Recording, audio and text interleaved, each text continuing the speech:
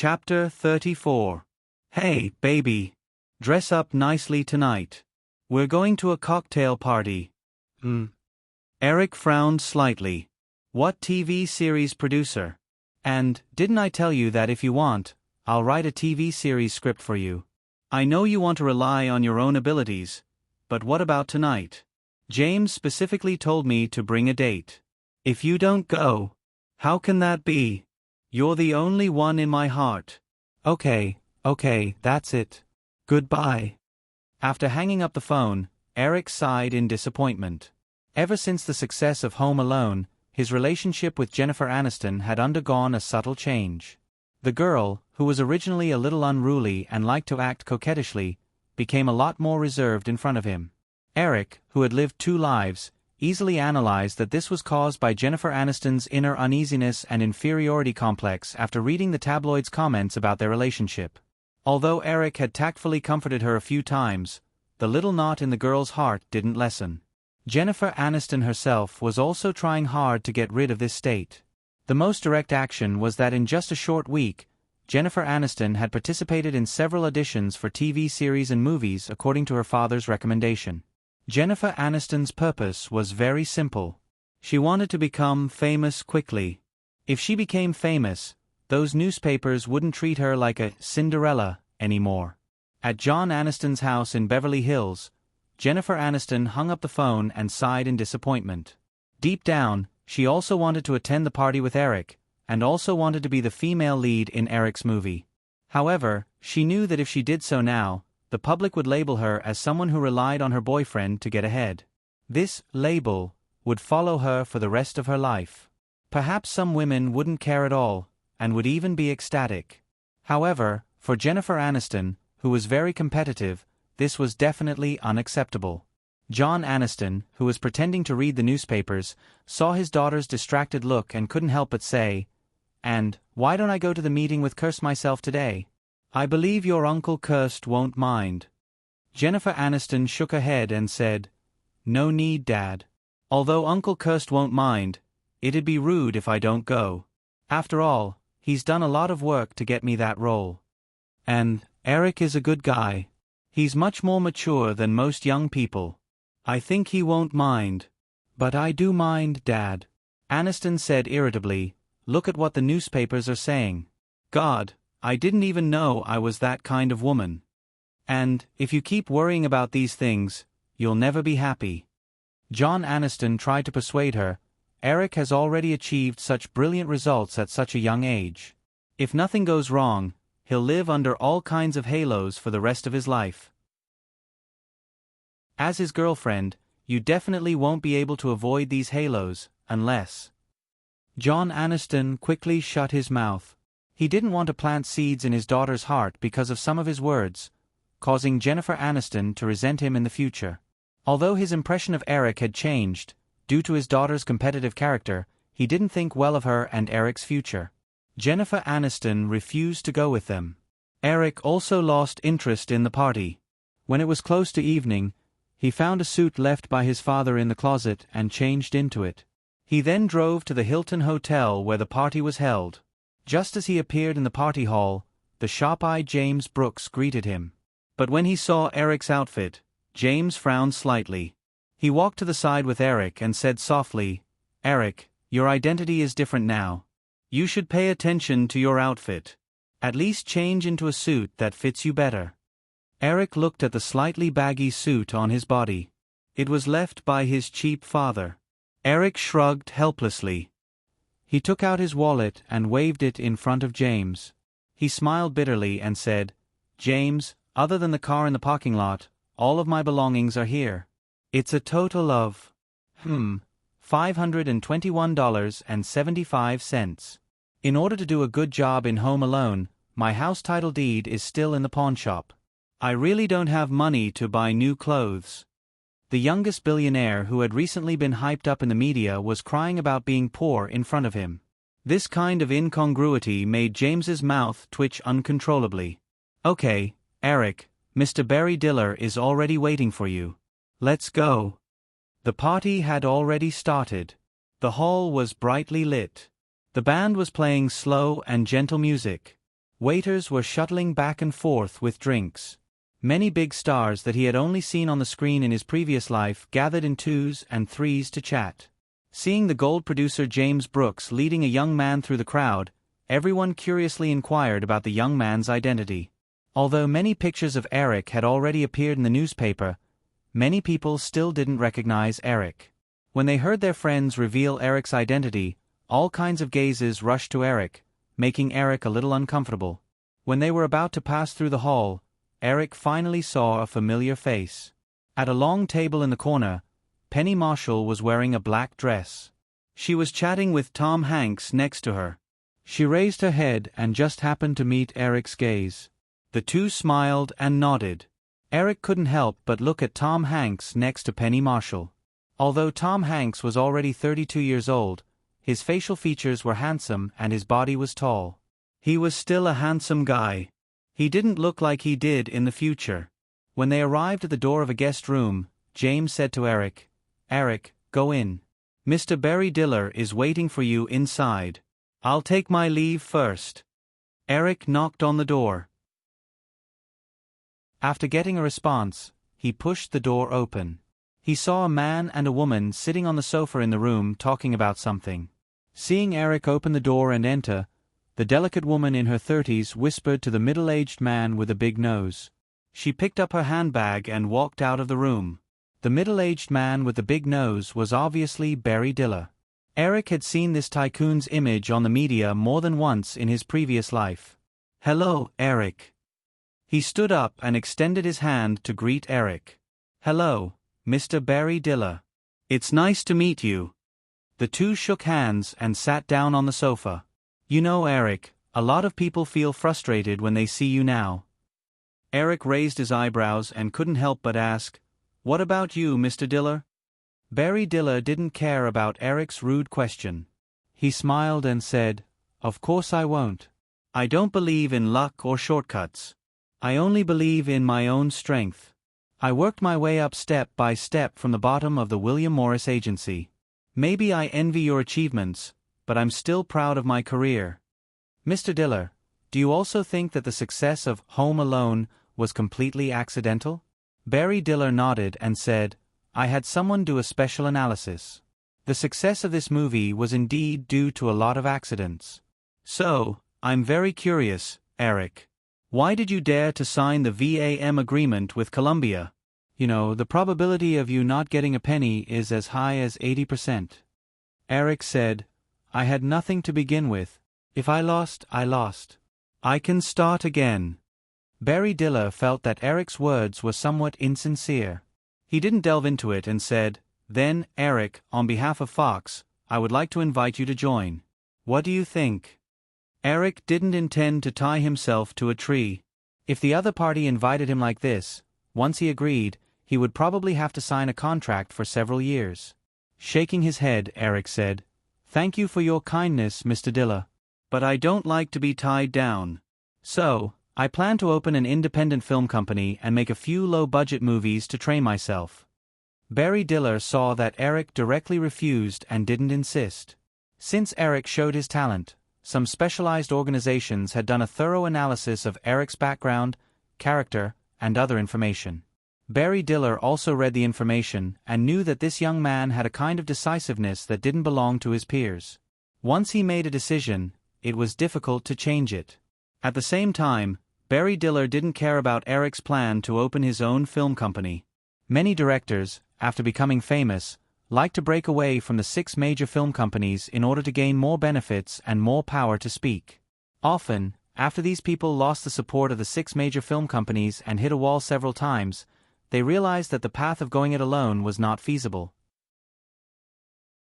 In his previous life, even DreamWorks, which had the best chance to become a movie giant, failed. The difficulty of this path was imaginable. Investing in a movie was like gambling. Before the movie was released, no one knew if the movie would be a hit. The reason why DreamWorks failed was because of the lack of distribution channels. The main reason was that many movies failed and caused huge losses. In the end, they had no choice but to close. But this kind of gambling risk didn't work on Eric. As a transmigrator, He already knew the results of most of the bets, so he was confident that he would be able to create his own world. Perhaps the movie giants would join forces to suppress him to prevent their monopoly from being broken, but Eric wasn't afraid at all. If his movies were always successful, in this profit-driven world, no one would say no to money. Just like in his previous life, the tycoon Lei Sherdong, who directly fell out with Tom Cruise in the newspaper, had no choice but to sit at the same table with Tom Cruise a few years later for the sake of profits. They talked and laughed like old friends. Tom Cruise had even made a movie that satirized Lei Sherdong's mercenary nature, and Paramount had even distributed it. After chatting for a while, the topic quickly turned to the movie Home Alone. At present, Eric only had this chip that could attract the attention of the movie giants. Even Jurassic Park didn't attract enough attention. Eric, now let's talk about Home Alone. I have a suggestion. How about selling the overseas copyright and sequel rights of Home Alone to Fox? We will give you a very reasonable price. Chapter 35. Eric was about to speak when Barry Diller continued, Eric, don't be in such a hurry to refuse. You might not know, but the male lead of Home Alone, Stuart Runkle, has signed with CAA. CAA has been expanding rapidly in recent years, and their appetite is getting bigger and bigger. A few days ago, Michael Ovitz was unhappy with MGM's arrangement for a movie, so he barged into MGM's headquarters and quarreled with the CEO of MGM. In the end, MGM had no choice but to compromise. If you produce Home Alone in the future, CAA will definitely demand an exorbitant price. Although Barry Diller's words made sense, Eric still refused. Home Alone needed Stuart Runkle, but Stuart Runkle also needed Home Alone to stabilize his reputation. In his previous life, only Home Alone was good enough for Macaulay Culkin. The rest of his movies were mediocre. Eric didn't believe that the situation would change in this life. If CAA really couldn't understand the situation and demanded an exorbitant price, then he would drag it out and see who had more patience. Eric wasn't going to rely on one movie to survive. Mr. Barry Diller, if we continue to talk, we'll part on bad terms. I'll just state my conditions. I can sell the overseas rights to Home Alone to Fox for $25 million. However, I will produce 3 movies next year, including the second part of Home Alone.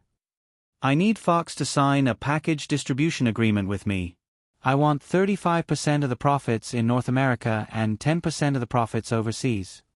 The reason why Eric didn't choose to share the overseas rights was because he suddenly realized that he needed money urgently. Compared to the profits, $25 million was definitely cheaper. Barry Diller listened to Eric patiently and frowned. Eric, $25 million is acceptable to Fox. However, based on what you said before, the movies you produce are all low-budget movies. If that's the case, the profits you're offering are too high. Only big-budget movies can get that kind of profit. If it's only the second part of Home Alone, Fox can still consider it. As for the other 2, seeing Barry Diller shake his head, Eric smiled and said confidently, I believe my movies are worth that price. Mr. Diller, how about we sign another VAM agreement? Ugh. Barry Diller choked for a moment. Because of the storm caused by the VAM agreement, Columbia President Blunt Cohen's position was now shaky and could be fired at any time. Barry Diller was not stupid enough to follow in his footsteps. Perhaps I should reveal my offer. I believe that the other film companies will be very interested in it. Michael Eisner has called me more than once to invite me. Barry Diller smiled. Eric, you can't lie to me about this. I know why Michael contacted you. Eric shook his head. No, Mr. Diller, I don't want to lie to you. I mean, after that incident, Mr. Eisner contacted me again. As his former assistant, Barry Diller knew Michael Eisner very well. He was a very conceited person. Therefore, Barry Diller was surprised that Michael Eisner was willing to go back to his old ways. He didn't know that the reason for this was that Eric's performance had left a deep impression on Michael Eisner during their meeting. Barry Diller didn't believe that Eric would lie about something that could be exposed so easily. At the same time, he attached more importance to Eric in his heart. He still believed in the vision of his former assistant. Barry Diller was not as indecisive as Blunt Cohen. After pondering for a moment and quickly calculating the pros and cons, Barry Diller made a decision. "Okay, Eric, I promise you. Then, I look forward to working with you." Eric raised his right hand. Barry Diller raised his hand with a smile and gave Eric a light high five. The two of them had basically reached an agreement, and the signing of the contract was logical. "Hey, Eric, I missed you so much." When Eric returned to the banquet hall, a light green figure floated over and threw herself into Eric's arms. The girl's voice was filled with excitement, and it attracted the attention of many people in the hall. Eric hurriedly stopped Drew from moving any further. "Drew, why did you come out? Is your treatment over?" "I was supposed to be discharged tomorrow, but I heard that you would be attending this banquet tonight, so I ran out early." "Drew, you just came out of rehab. It's best if you don't drink anymore." "How is that possible? The waiters here won't provide me with alcohol." "I'm only 13, Drew denied with a strange look in her eyes. Eric suddenly remembered that this was indeed the case. This was the United States, and the law stated that one could only drink alcohol at the age of 18. No matter what happened in private, at least on the surface, they still had to abide by the law. This was especially true in a well-known place like the Hilton Hotel. In order to avoid criticism, they paid more attention to these details. In the country where Eric came from in his previous life, even 7- or 8-year-old children were encouraged to drink a little. If they could drink a few glasses of white wine, it was a sign of success. However, perhaps it was because of their living habits, but in Eric's opinion, although there were legal restrictions, there were far more alcoholics in the West than in the East. When Penny Marshall saw Eric and Drew, she came over and teased, "Hey, Eric, I haven't seen you for a week. What have you been busy with recently? I haven't heard from you at all. Are you planning to retire early?" Eric casually took a glass of red wine from the waiter's tray and walked over to Penny Marshall. He smiled and said, "How is that possible? I'm only 18, not 80. How can I retire? I'm just rushing out the manuscript for a novel." "A new novel? I want to read it, I want to read it." Before Penny Marshall could reply, Drew grabbed Eric's arm and shouted. Penny Marshall teased, "Hey Drew, be a little more ladylike. Eric likes quiet girls." "No way." Drew pouted and retorted, "Jennifer Aniston isn't ladylike at all." "Oh, right, why isn't the big fat girl here?" "Waha, Eric, did you guys break up?"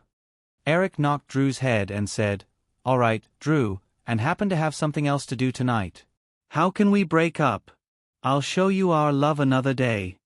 "Oh, Eric, your words are really hurtful."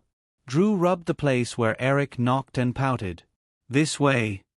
Penny Marshall led Eric and Drew to a long table and introduced, "This is Elizabeth Perkins, the female lead of Flying Over the Future. You definitely know this person, Mr. Tom Hanks." "Hello, I'm Eric Williams." Eric greeted the two of them and said, "Mr. Hanks, I really like your Flying Over the Future. The child you played in it is so similar. How did you do it?" Tom Hanks smiled modestly and said, "Just call me Tom, Eric. As for how I did it, you can ask Penny." Penny Marshall was obviously a little proud of this question. She explained, "It's like this. During the filming, I asked David Moscow, who played the young Josh, to act according to the script. Then, I asked Tom to act as well. David, that troublemaker, even made fun of Tom because of this. Speaking of which, if David was a few years younger, he could have played Kevin in Home Alone. By the way, Eric, do you have a plan for your next movie?" Chapter 36. Everyone was listening to Penny Marshall's explanation with great interest. When they noticed the last question, they couldn't help but look at Eric. Now, Eric's fame was even higher than many famous directors who had been famous for many years. Many people said that as long as Eric filmed a movie, no matter how bad it was, with his current fame, he would be able to earn money for his investors. In fact, this was also the reason why Barry Diller was willing to accept Eric's offer of 3 movies. I have a few good scripts, but I haven't decided which one to film yet. Eric told the truth. He originally wanted to film a movie to make Jennifer Aniston famous, but unfortunately, the girl rejected him.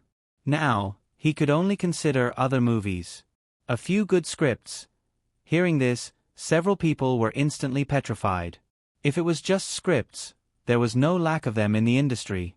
There were a lot of scripts in the Writers Guild, but there were very few scripts that could be considered good. Many directors might not be able to film a movie for a few years just to wait for a good script. You actually said that you had a few good scripts, but you didn't know which one to film. How could people endure this? Wow, a few scripts. Eric, can you sell me another one? Penny Marshall asked in a tone that was 30% teasing and 70% envious. Eric saw everyone's expression and felt that he had misspoken. Although the script in his mind was indeed good, saying it out loud would still give people the impression that he was arrogant.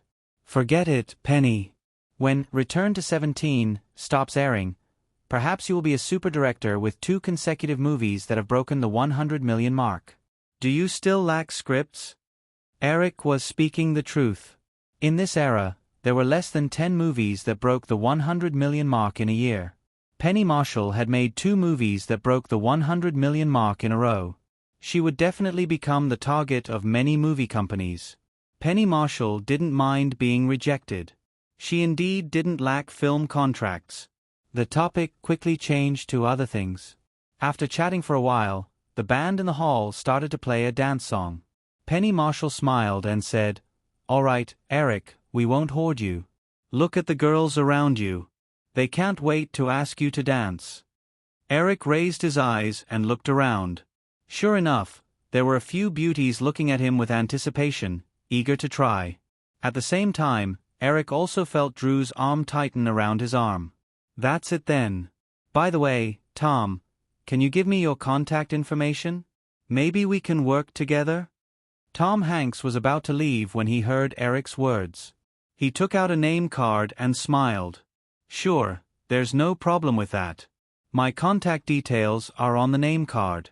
Eric, can I know the content of the script first? Hearing Tom Hanks's question, the others couldn't help but slow down their footsteps. They wanted to hear what Eric had to say next. Eric took the name card and put it away. He looked at the expectant crowd and shrugged. Sorry, Tom, I can only say that you will play a police officer in it. And I can't guarantee that this movie will be popular, so it won't be the second movie I've directed. Maybe it will be the third, or even later. You really know how to keep people in suspense, Eric. Penny Marshall complained in disappointment. Tom Hanks didn't pester her. He nodded and turned to leave. Mr. Williams, can I have a dance with you? As soon as the crowd dispersed, a blonde girl walked over and invited. The girl looked to be in her 20s. The outline of her face was soft and delicate. She was petite, only a little over 1.6 meters tall. Eric, who had countless movies in his mind, recognized the beautiful woman in front of him at a glance. He didn't know why, but the deepest impression of this woman wasn't the large-scale scenes that she often appeared in, but the scene where she gracefully sat on the sofa and said to Dan Johnson, "Beg for mercy." Eric was slightly distracted. Before he could speak, Drew couldn't help but say, "Virginia, do you think I'm invisible?" Virginia saw Drew's indignant look and teased, "Hey, little Drew, the more closely a man is watched, the easier it is for him to run away." "You're wrong. That's my business." "It's none of your business." Although he said that, Drew's arm that was tightly hugging Eric loosened subconsciously. Virginia, who happened to see this small detail, couldn't help but giggle. "Okay, Drew, don't be so rude. You go walk around first. I'll dance with Miss Madsen," Eric said as he gently pulled his arm out of Drew's embrace. "Eric, I can dance too." Drew protested weakly, but he received a look from Eric telling him not to make a fuss. He could only stomp his feet hatefully and turn to leave reluctantly. Drew is a bit mischievous. "Miss Madsen, I hope you don't mind." After Drew left, Eric turned to the blonde girl who was waiting at the side. "Of course not, Eric. Just call me Virginia." Virginia reached out her hand, and Eric took the girl to the dance floor. Feeling Eric's invasive gaze, Virginia had the illusion of being stared at by a middle-aged man. She raised her head and wanted to look directly into Eric's eyes, but she only held on for less than a second before moving away slightly.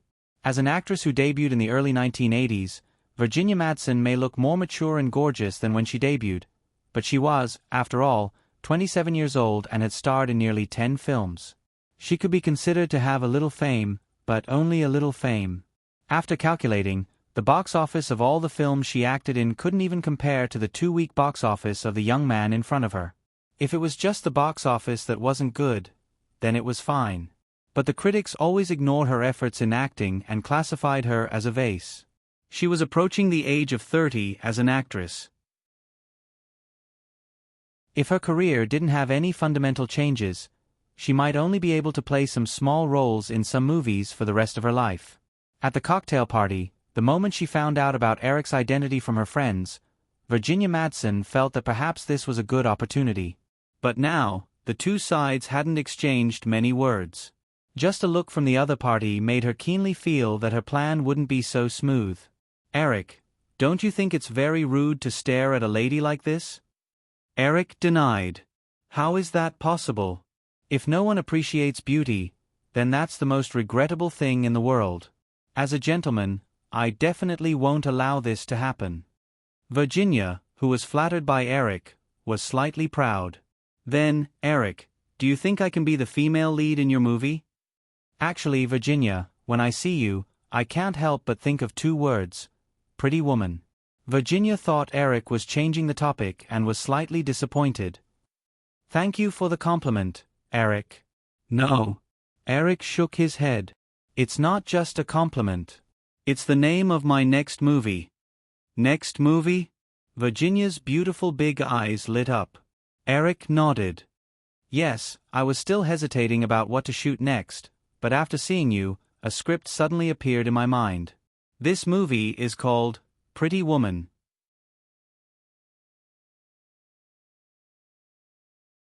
Chapter 37. Virginia was a little excited. According to the name, this was a movie with a woman as the main character.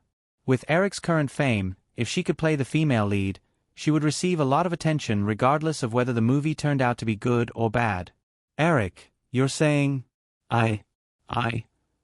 The expectant gaze of the woman in his arms made Eric feel a little guilty. "I'm sorry, Virginia. Your temperament isn't suitable for this movie. In my mind, the female lead should have a pure temperament and a bit of sexiness." As if she didn't hear Eric's words, Virginia said, "Eric, perhaps we can find a room to discuss the script. I believe that I have the ability to play the role you mentioned." For a moment, Eric really had the impulse to agree to Virginia's suggestion. However, he was a mature man with strong self-control. He knew that if he agreed to Virginia's suggestion and found a room to discuss, she would have to play the female lead. Although it wasn't uncommon to be ruthless in the industry, he wasn't that kind of person. Furthermore, his foundation was shallow. If he went back on his words, it would be troublesome for him if the woman turned against him. Taking a deep breath, Eric gently pushed Virginia away again.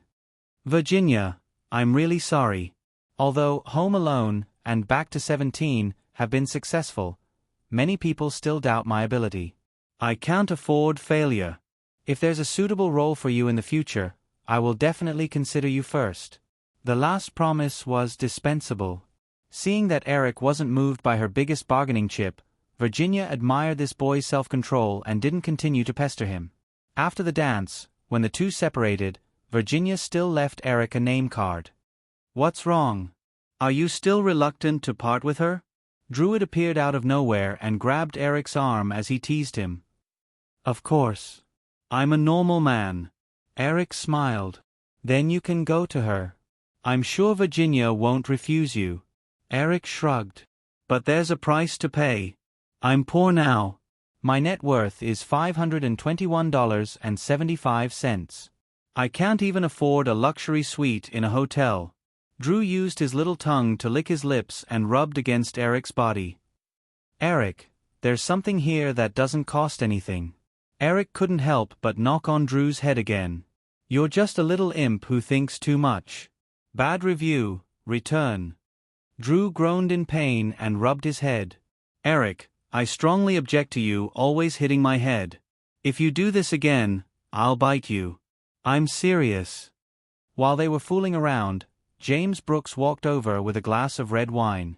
Hey, Eric, how did your talk with Mr. Barry Diller go? Not bad. We have reached a preliminary agreement. For the next year, the movies I produce will be distributed by Fox. James raised his glass and said, Then, congratulations, Eric. I believe your cooperation with Fox will be very pleasant. Eric took a glass of red wine and raised his glass. I also hope so. After taking a sip, James said, Eric, come with me. I'll introduce you to some people in the circle. They also want to meet you. It's my pleasure. Eric happily followed James to the crowd.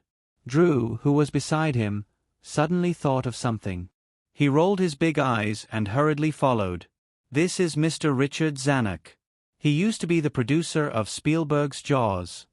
Eric raised his glass and said, Hello, Mr. Zanuck. Richard Zanuck was in his 50s. He was thin and his face was somewhat fierce. At this time, he showed a kind smile. Hello, Eric. Nice to meet you. Oh, and little Drew. In the blink of an eye, you have become a big girl. Don't mess around in the future. You should learn more from Eric. At this moment, Drew acted like an obedient girl and said, I will. Mr. Zanuck, may I propose a toast to you? Of course. The other party replied. Drew raised her glass, but inside it was a glass of juice. The girl seemed to have just discovered it and embarrassedly said, Oh, I forgot I can't drink now. Eric, can you replace me? Eric nodded with a smile. He clinked glasses with Richard Zanuck and drank the rest of the red wine in the glass. After chatting for a while, James led Eric to other people. These are the contacts that may be useful in the future, so Eric cheered up and chatted with the other party. Therefore, he didn't notice that Drew always used various methods to make him drink more wine. After walking half a circle, Eric finally found that he drank too much. He rushed to the bathroom and vomited. When he came out, he was dizzy and on the verge of collapse. Seeing this scene, James had to temporarily give up introducing other people to Eric. Eric, you are drunk. Let's call it a day. There will be opportunities in the future. I will let someone send you back. Mr. James, let me send Eric home. Drew quickly said. Drew stuck to Eric for the whole night. James subconsciously thought that Drew was Eric's girlfriend. He didn't realize anything wrong and nodded. Okay, Drew. Remember to let Eric drink more water. Drew nodded and found a waiter. The two of them helped Eric to the parking lot and Eric's car. Ms. Drew, do you need me to send you back?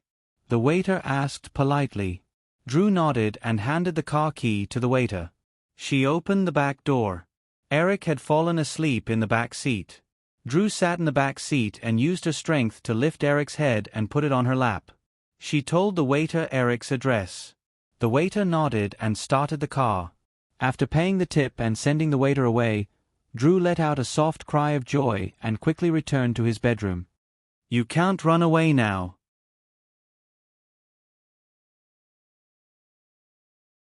Chapter 38. Early in the morning, Jennifer Aniston hummed an unknown tune and happily busied herself in the kitchen. After meeting with her father's producer friend last night, it was completely confirmed that she would be playing the second female lead in a popular NBC TV series. Although it wasn't the female lead, it was still quite good for a newcomer like her. And this TV series could bring her a certain amount of fame, which was what Jennifer Aniston needed the most right now. Good morning, Jen. Her half-brother, Alex Jennifer Aniston, was still in a daze from waking up in the morning. He scratched his head as he walked through the kitchen door in a daze and casually greeted her. Jennifer Aniston turned her head and said to Alex while carrying a packed breakfast, Hey, Alex, breakfast is ready. You can eat it when Dad and the others wake up. I have something to do, so I'm going out first. After saying that, without waiting for Alex to respond, Jennifer Aniston pushed open the door and left in a hurry.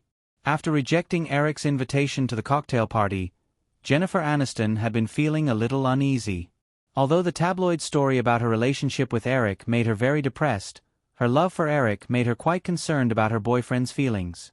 Last night on the phone, she heard Eric's depression, so she thoughtfully prepared a breakfast of love early in the morning to appease her boyfriend's dissatisfaction.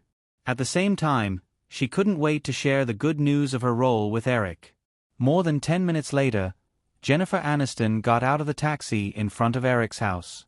She took out the key that Eric had specially made for her and opened the door to walk into the yard.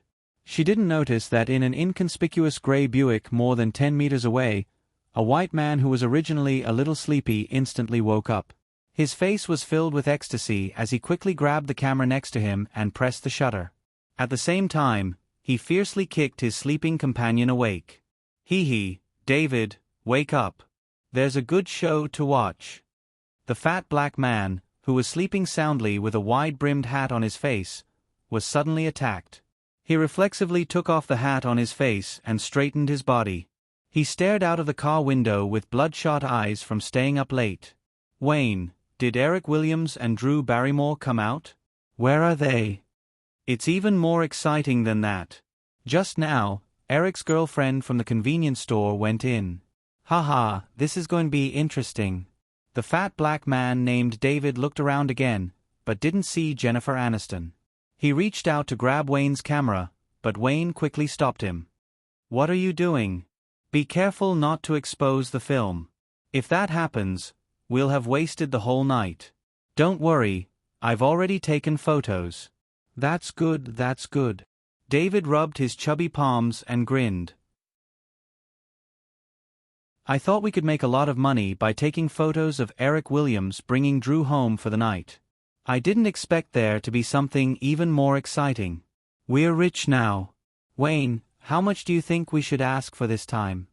At least $3,000. If that old guy Santos lowers the price again, we'll change to another newspaper. Anyway, we won't have to worry about not being able to sell this news. The girl opened her eyes.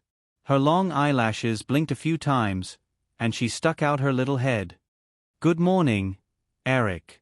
A familiar and unexpected baby face suddenly appeared in front of him.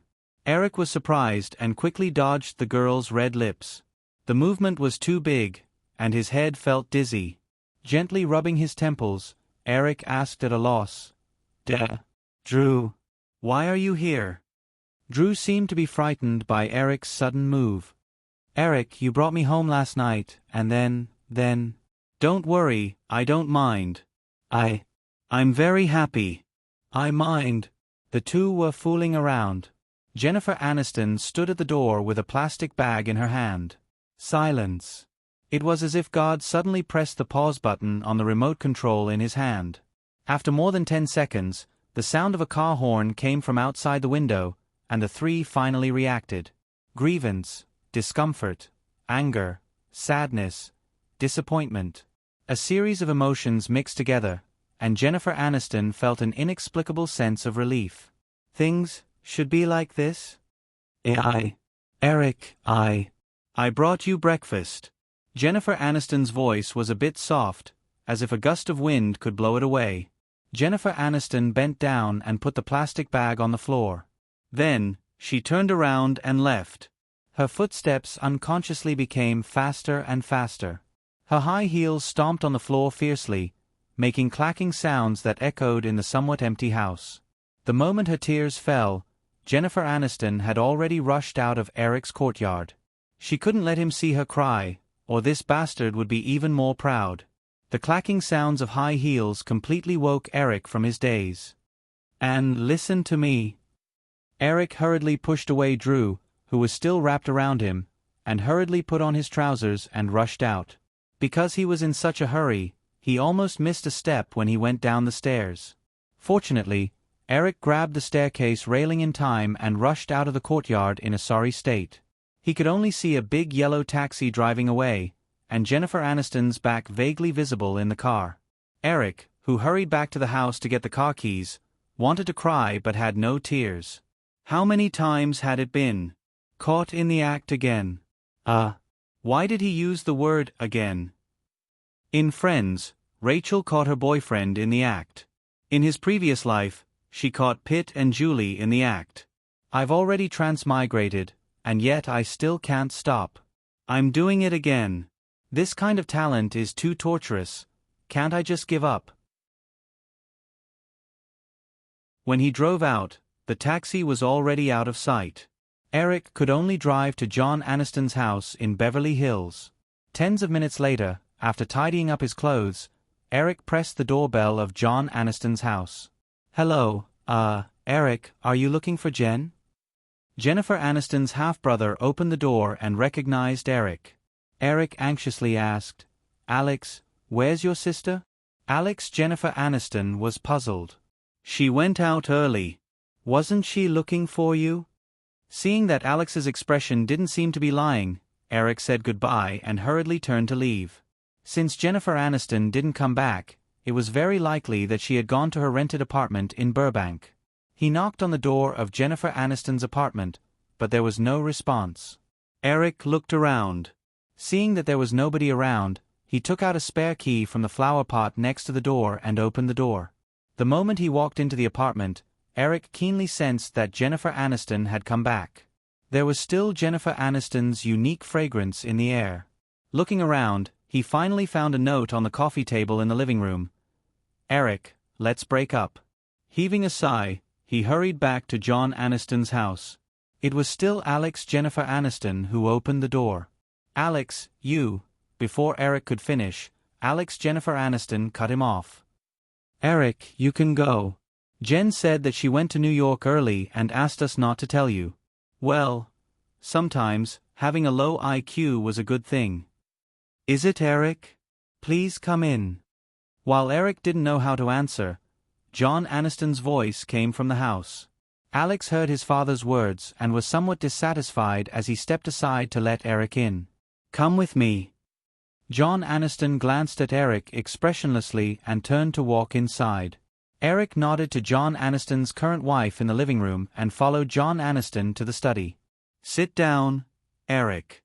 Do you want something to drink? Mr. Jennifer Aniston, no need. Can you tell me which airport and went to? I think there are some things that need to be explained. John Aniston glanced at Eric's somewhat messy clothes and asked, Eric, did you attend the cocktail party last night? Well, yes. After the cocktail party, did you and another woman? John, this is a misunderstanding. John Aniston waved his hand and said, You don't have to explain to me. I just think that it's better for you two to separate. Maybe you don't know, but these days, and is under a lot of pressure. She always seems a little impatient and restless. Why? John Aniston said, You two have been together for a long time. Don't you know her character? And is a strong girl. You have achieved such dazzling results, and is still unknown. Plus, those words in the newspaper, it's normal for her to have these emotions.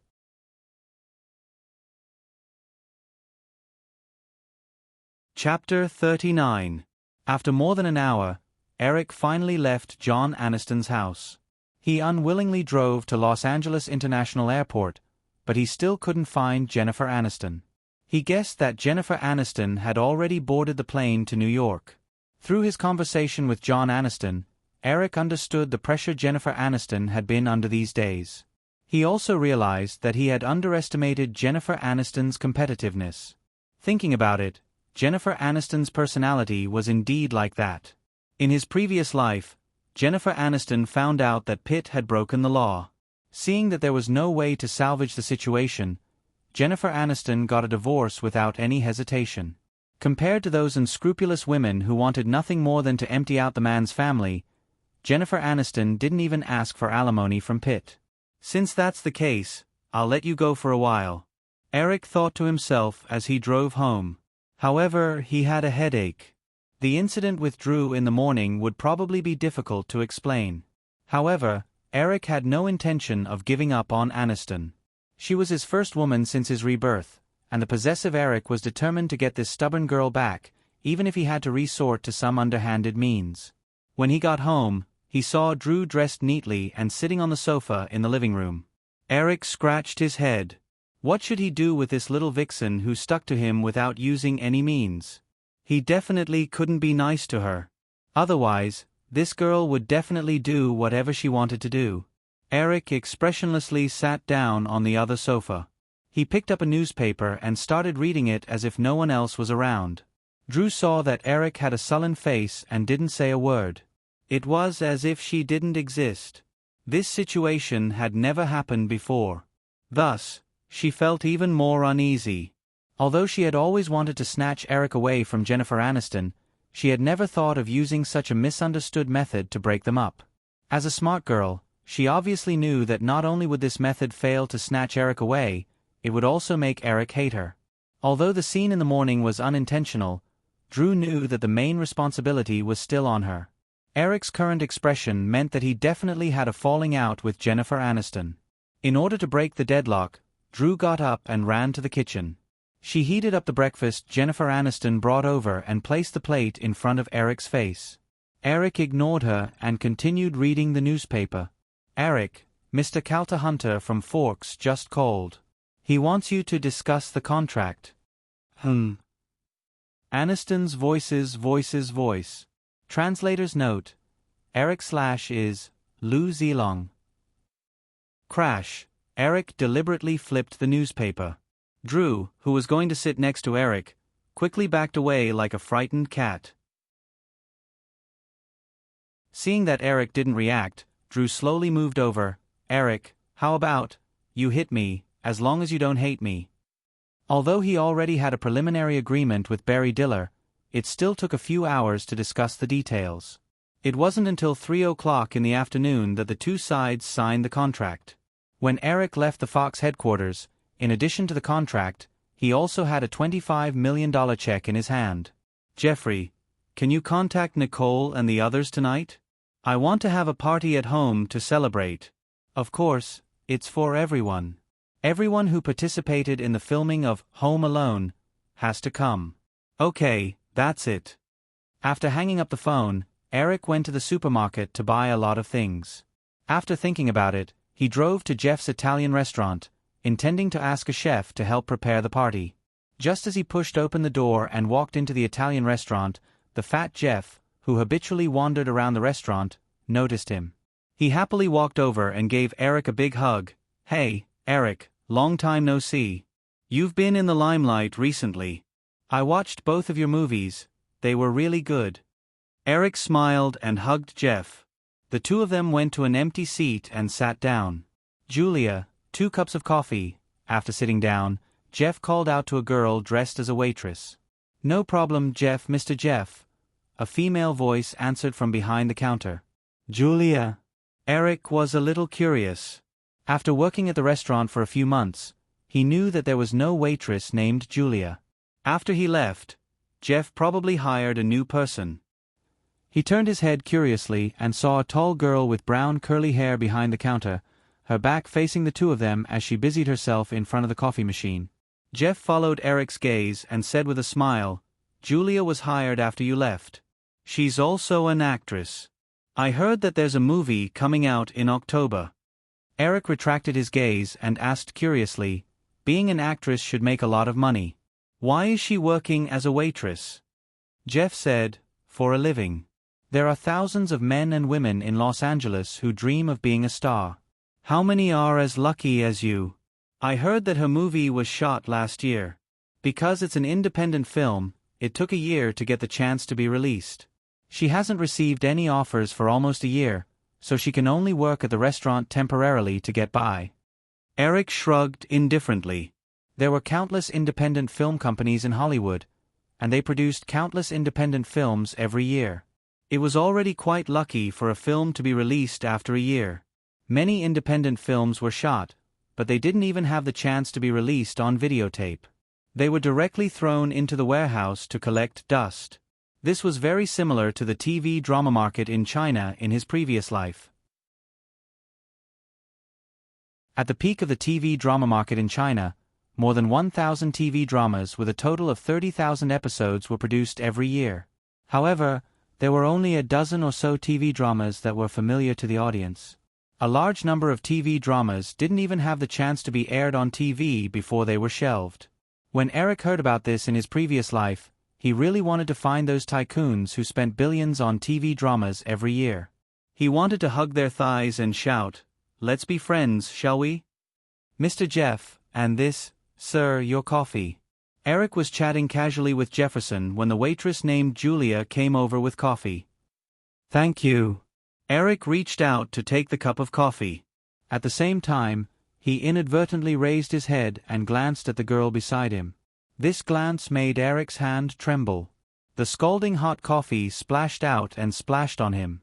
He took a deep breath and endured the burning pain as he placed the cup of coffee on the table.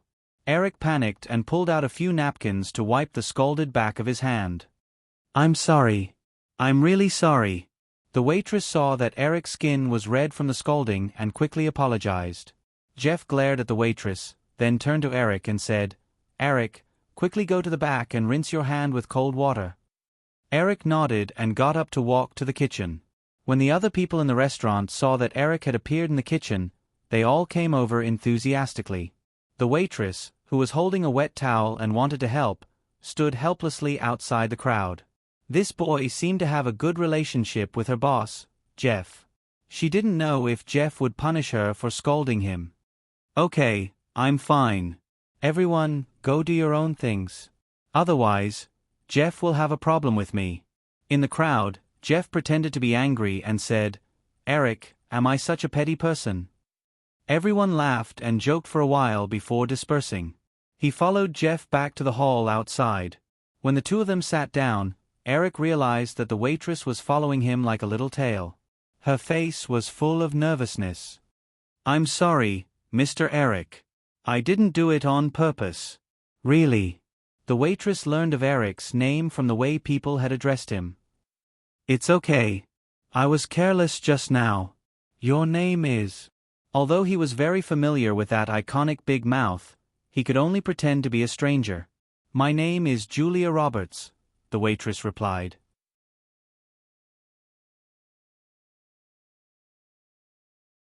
Chapter 40. Eric nodded and turned to Jeff. "Jeff, here's the thing. I'm holding a party at home tonight, and I want to hire a chef and a waitress. That's why I thought of you."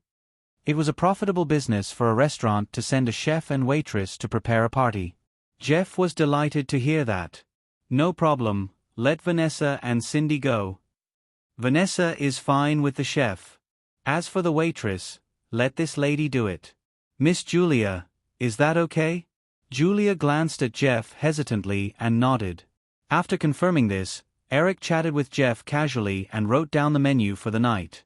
He worked as a waitress in the restaurant, so he could write down a list of dishes without any introduction. After writing down the menu, Jeff took it and looked at it. He got up and said to Julia, who was still standing on the side, "Julia, come and help me." "Eric, wait a moment, it'll be done soon." Eric nodded. In the kitchen, Julia saw that Jeff was handing the bill to a chef and had no intention of asking for her help. She asked curiously, "Mr. Jeff, what do I need to do?" Jeff looked Julia up and down. Other than her big mouth and good figure, there was nothing special about this girl. He was even more curious. "Julia, don't you know Mr. Eric?" Julia was a bit confused. "Mr. Jeff, I'm sure I've never seen him before. I've only been in L.A. for a few months." Jeff didn't want to beat around the bush with Julia. "You should know about the kid, right? He's the young director of the kid." Julia's eyes widened instantly. At the same time, she remembered that she had seen a picture of the director of the kid in the newspaper recently and that he did indeed look like that young man. "You mean that. During this time, anyone in North America who hadn't heard of the kid and the young director who had created the miracle had either just returned from Mars or transmigrated to another dimension. "Yes, that's him. When we were chatting earlier, I casually mentioned that you're also an actor." Originally, Eric only planned to hire a chef, but later, he added a waiter and specified that you would be the one to go. Julia Roberts, who hadn't received any offers for nearly a year, covered her mouth when she heard Jeff's words. She looked a little excited. She had participated in many auditions in the past year, but they all ended in failure. No one understood better than her how important it was to have a chance. So, Jeff patted the girl's shoulder. Grasp this opportunity well, girl. I heard that Eric will be shooting his new movie soon. Maybe you can get a role in it. Thank you for your reminder, Mr. Jeff. Jeff smiled and waved his hand. He was actually a little selfish. After Eric became famous, the paparazzi dug up his experience of working in his restaurant. This made Jeff's restaurant quite famous in the area, and business improved a lot. If another famous actor could pop up, the restaurant's business would definitely rise to a higher level. Mr. Eric, can I take your car? Eric just took out the key to start the car. He thought Julia Roberts would sit in the chef's van behind him.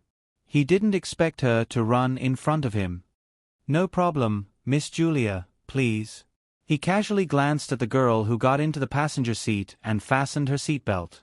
Julia had already changed out of her waiter uniform and even put on light makeup. She wore a dark red jacket and a pair of light-colored jeans. The tight fabric perfectly showed off her slender legs. Julia Roberts was only 21 years old. Although her appearance wasn't outstanding, she exuded an invincible youthful aura. You know who I am? Eric asked casually while holding the steering wheel. Julia, who was thinking about how to strike up a conversation, nodded subconsciously. Mr. Jeff told me. No wonder. Eric chuckled.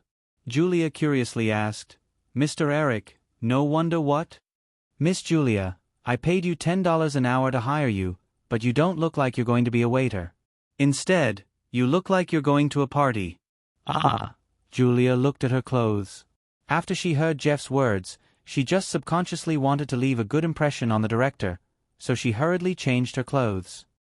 I'm sorry, Mr. Eric, I can go back and change back. Eric smiled and shook his head. No need, it's fine like this. I heard you have a movie released in October? Julia, who was nervous, quickly replied, Yes, it's called Modern Cinderella. It's about the love story between three girls who work in a bakery and their boyfriend. The box office is now more than $10 million. When Julia mentioned the box office of Modern Cinderella, she was a little proud. However, when she thought about the achievements of the young man's movie, her face instantly fell. Although for a low-budget movie like Modern Cinderella, the box office of more than $10 million was already a small profit, but compared to Home Alone, which was still popular, it was not even qualified to carry the shoes of Home Alone. $10 million is not bad. Eric did not watch this movie and was not interested. He only knew that this movie was also Matt Damon's first film. Jeff said you haven't received any offers for a year. After this movie, someone will definitely notice you. When it came to this matter, Julia was a little resentful. After Modern Cinderella got a good box office, her agent, who was originally very cold to her, saw her potential and came over again, urging her to arrange some movie auditions for her. However, Julia directly kicked out the agent who hadn't been able to get a role for her in the past year. Mr. Eric, I heard you are about to shoot your next movie? I only have one thought now. The actors are not confirmed, and the script is not available. Eric nodded and joked. He was also sighing in his heart. What a coincidence. He was just about to shoot Pretty Woman, and the female lead from his previous life appeared in front of him. To use or not to use, that was the question. In fact, Eric's favorite female lead was Sophie Marceau. Other than Sophie Marceau, Eric really couldn't think of a second female lead who could perfectly combine the two temperaments of purity and sexiness. However, this French rose had not yet broken out of the European film circle where art was paramount, and she was not very famous in North America. Whether she would accept his invitation, Eric could only try to find out. As for now, the reason why he hired Julia as an additional waitress was because Eric was thinking about how to win Julia Roberts over. After all, she was the first female lead to enter the 20 million Hollywood salary club in his previous life. She was a true Hollywood star with unquestionable strength. Thinking of this, Eric asked, Julia, do you have an agency now? When Julia heard Eric's question, she was overjoyed. She quickly said, "No, I just fired my agent not long ago. Now, I can decide on my own matters for the time being." "That's just right," Eric said. "Then Julia, how about joining my agency?" After learning from Barry Diller that Stuart Runkle had signed with CAA, Eric had the idea of starting an agency. He didn't want the stars he made to benefit from others in the future and then negotiate with him. She thought that Eric wanted to invite her to audition for the movie. If that was the case, Julia would definitely agree without hesitation. However, she didn't expect that it would be an invitation to join his agency. This made Julia a little cautious. She didn't want to waste another year or even longer because she joined the wrong agency. "Mr. Eric, I don't have such plans for the time being. My previous agency didn't give me a job for a whole year. Now, I have to work at a restaurant to make ends meet." Eric said, "Don't worry about this, Julia. I can guarantee that I will arrange at least 2 movies for you in the coming year. We can write it in the contract." It seemed that the movie that Julia got an Oscar nomination for, Steel Magnolias, was going to be filmed at Columbia next year. Although he had a bad relationship with Blunt Cohen because of the VAM contract, it wasn't a problem to recommend an actress. Columbia couldn't be a monolith. It was nothing more than an exchange of interests. Eric didn't lack things like bargaining chips. Julia hesitated for a while and said, "Can I think about it, Mr. Eric?" "Of course, no problem," Eric said casually. After thinking about it, he added, "Actually, I want to invite French actress Sophie Marceau for the female lead in my next movie. If she refuses, you still have a chance." Julia's hands on her knees clenched. She pursed her lips tightly. It was obvious that she was very conflicted. Her parents and brother were in the entertainment industry. Julia, who knew the industry very well, obviously knew what it meant to be the female lead in Eric's next movie. The boy in Home Alone was now very popular. However, because her parents were in the entertainment industry, she knew that the industry was full of all kinds of lies. Eric's words just now were completely unrelated to promises. At most, it was a bait. If she agreed to join Eric's agency in a moment of impulse, Eric would forget about this sentence in the blink of an eye. She could only cry without tears. Chi Dian. Com welcomes all readers to visit and read our latest, fastest, and hottest series on Chi Dian Originals.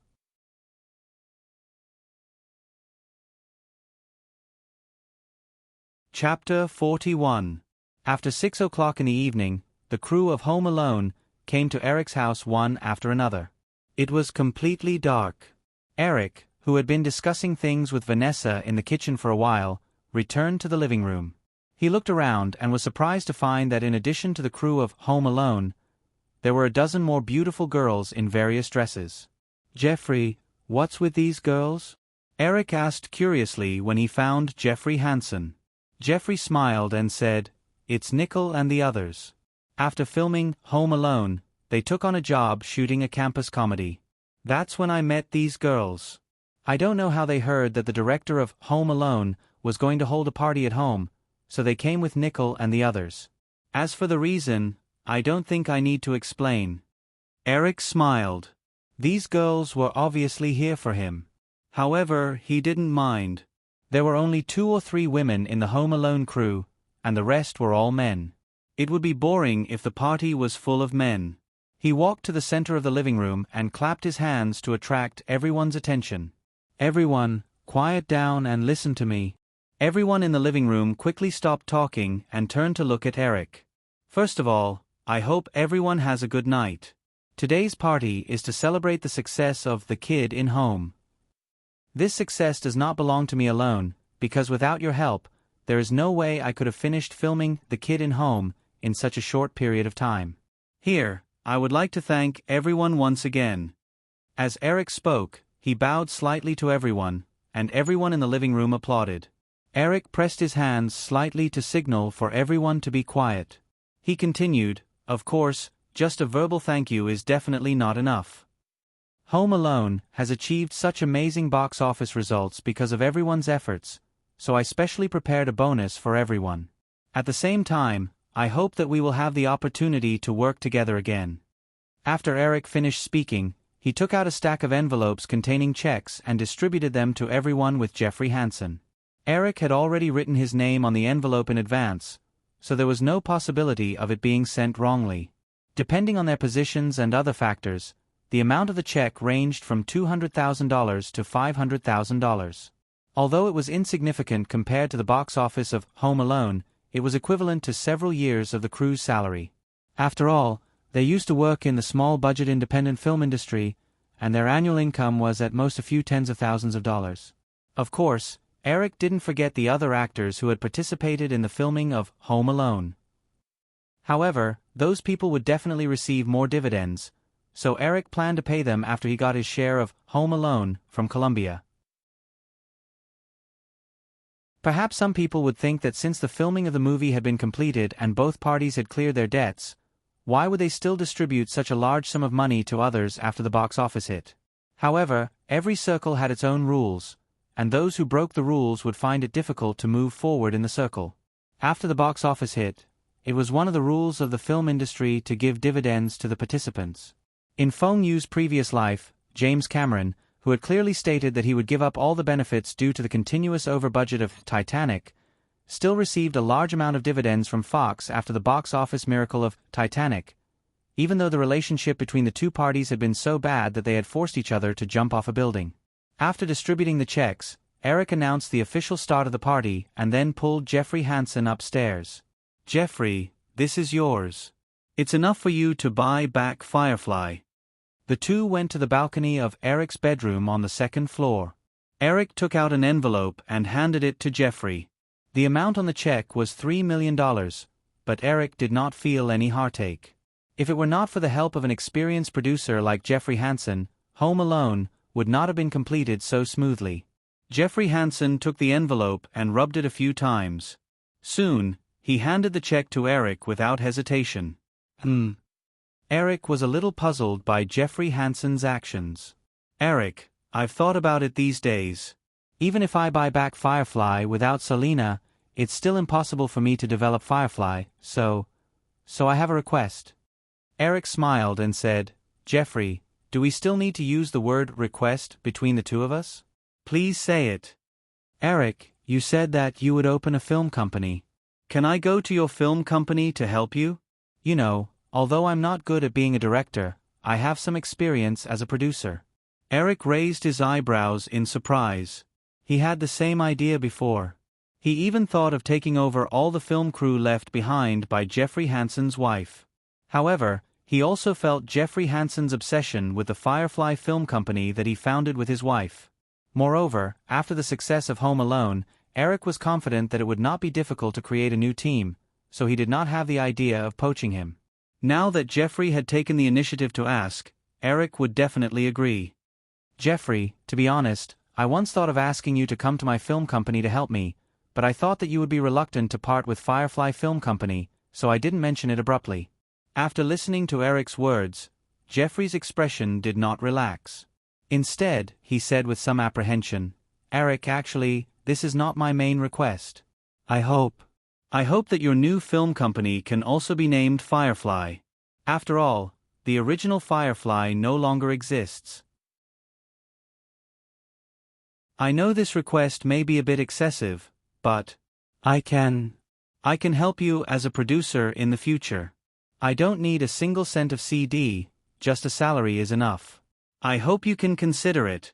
Eric then realized that Jeffrey's feelings for the Firefly Film Company that he founded with his wife had not faded. Instead, he wanted to continue some things through him. While being slightly moved by this sentiment, Eric quickly made a decision in his heart. Anyway, he did not care too much about the name of the film company. Originally, he just wanted to use the name Williams Film Company like Disney, Warner, and Fox. Now, a name that was both pleasant to the ear and had an emotional connotation wasn't bad either. "Jeffrey, no problem. The new company will be called Firefly Film Company. In fact, I also like this name very much." Jeffrey raised his right hand slightly as if he was still thinking about how to persuade Eric. When he heard Eric's words, he was slightly stunned. "Eric, you just said..." I didn't hear wrong, right? Of course I agree. Really? Thank you so much, Eric. I will work hard for you, Jeffrey did not know how to express his gratitude. He could only open his arms and hug Eric tightly. After Jeffrey let go of him, Eric handed over the envelope with the check again. Okay, Jeffrey, it's just a name. If you had mentioned it earlier, I would have agreed. Now, take this. This is what you deserve. Jeffrey still wanted to refuse, but Eric directly stuffed the envelope into Jeffrey's suit pocket. Jeffrey, although the age gap is large, we are still good friends, aren't we? So, the matter of the name of the film company was just a request between friends. And this is the fruit of your labor. Forget about the silly words you just said about not sharing. I still hope that you can wholeheartedly help me create the next miracle. Jeffrey finally accepted the check under Eric's persuasion. The two discussed a few more words about the establishment of the film company and the preparation of Eric's next film. Then, they returned to the party downstairs. After the news of the establishment of the new Firefly Film Company was announced, the crew members, who originally had different thoughts, rejoiced when they heard the news. After quietly looking at the amount of the check given by Eric, the team, which was built by Jeffrey's wife, became restless. They also knew that Jeffrey wanted to redeem Firefly, so most of them were wavering between continuing to follow Jeffrey in the independent film industry or joining Eric. Now that Eric and Jeffrey made a decision that satisfied both sides, everyone breathed a sigh of relief and the atmosphere of the party became more lively. After chatting with photographer Nick Frank for a while, Eric just turned around with a wine glass in his hand. A girl in a red high-slit dress seemed to have tripped over something and was about to bump into Eric. "Stop!" Eric quickly shouted with a wry smile. He raised his left hand in front of him and made a gesture to stop the girl in front of him. The girl in front of him with a beautiful golden watermelon hairstyle and a pointy face subconsciously stopped her movements. She stood less than a meter in front of Eric, not knowing what to do. Her small hand holding the red wine unconsciously waved and splashed some wine. At the same time, she had an awkward expression on her face. "Miss, if you want to strike up a conversation, you can just greet me directly. Don't bump into me again. I've just changed 2 sets of clothes. If you bump into me again, I'll have to appear in front of everyone shirtless. I'm sure you won't like this scene." The girl, who was originally very embarrassed, heard Eric's slightly teasing words and laughed. "Mr. Eric, your words are really interesting. Of course, in order to attract the attention of beautiful girls, I've specially practiced." Eric joked, "Then this is... You can call me Lucini, Mr. Eric." "Lucini, what a nice name. Let's talk over there." Eric pointed to an open space not far away. In order to get rid of the harassment of the enthusiastic and unrestrained girls at the party, Eric wisely chose a temporary female companion. At the same time, he sighed slightly in his heart. If Jennifer Aniston was here, there wouldn't be such trouble. He didn't know what this stubborn girl was doing in New York at this time. According to the time difference between the east and west of North America, it should be early morning in New York now.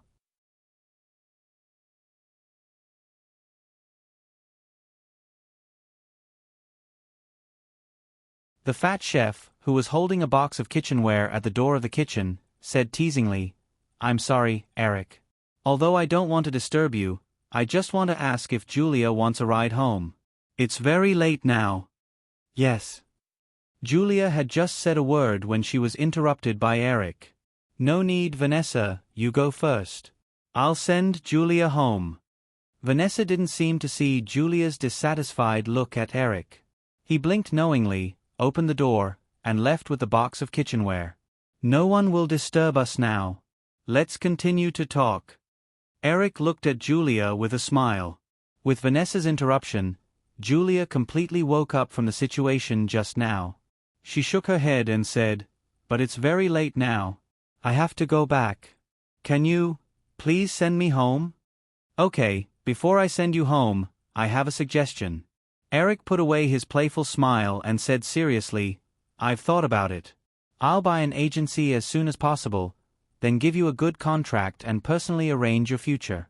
I'll turn you into an existence that all the actresses in Hollywood look up to. Julia, what do you think? All the talent scouts would use the same excuse when they were trying to fool the young men and women who had just started their career, right? Julia listened to Eric's self-righteous words and snorted coldly. What if I don't want to, Mr. Eric? Eric didn't care about Julia's cold tone at all. He casually picked up the thick stack of girls' photos next to him and looked down. His voice was a little low, as if he was talking to himself, but there was a hint of temptation in it. If you don't want to, then I can only say it's a pity. I'll randomly pick a girl from this stack of photos and give her the stage name, Julia Roberts. Then I'll arrange a series of box office hits for her, and personally make her famous. I'll send her to the 20 million pay club and push her to the podium of the Oscar Best Actress. I'll turn her into the one and only big sister in Hollywood for the next 10 or even 20 years. Finally, she'll become a legendary Hollywood woman like Vivien Leigh and Audrey Hepburn. And you, the real Julia Roberts, maybe after Modern Cinderella, you'll get a few good roles. Then you'll be popular for a while, and then you'll be quiet. If you're lucky, you'll hook up with a third-rate Hollywood director as your husband before your beauty is about to fade away. Occasionally, you'll get an unknown role in some low-budget movies. Julia wasn't a reincarnated person like Eric, so it was impossible for her to know what kind of glorious achievements she had in her previous life. Plus, after nearly a year of idleness, the complacency she had when she first stepped into the industry had been worn out. She couldn't help but bring herself into the second fate described by Eric. Although her original persistence was on the verge of collapse, Julia still stubbornly mocked, "Mr. Eric, if it's really like what you said, that you can easily make a girl reach the level of Audrey Hepburn, then Hollywood superstars are worthless. Do you think you're Steven Spielberg or George Lucas? Of course not. I'm not anyone else. I'm me, Eric Williams," Eric said as he randomly picked a photo from the stack of photos. He looked at the information behind it and said, "I think this Julia Roberts is pretty good. What do you think?" Julia couldn't help but take the photo. The girl in the photo actually looked a bit like her, but she was prettier than her. She was tall, had blonde hair, and light blue eyes. Julia flipped to the information at the back, unconvinced. The girl was only 19 years old and graduated from the Lee Strasberg Theater Academy in Los Angeles. She had already played supporting roles in 3 movies. No matter what, she seemed to be better than her. A trace of inferiority unknowingly spread out. Eric didn't give the girl more time to react. He continued, "Now Julia, it's either heaven or earth. Do you want to take a gamble?" Looking at Eric's hateful expression, for a moment, Julia really wanted to throw the photo at his face, turn around, and leave. But she quickly suppressed this thought. Although the bright future that Eric described for her to substitute made her feel like a joke, when she thought about how the boy in Home Alone was now the hottest child star in America and even the world, Julia hesitated again. Men and women who wanted to break into the Vanity Fair of Hollywood, which one of them didn't do it for money, fame, and the feeling of being pursued by thousands of people? You promise?" Julia tightly held the photo in her hand. After a moment of silence, she looked up at Eric.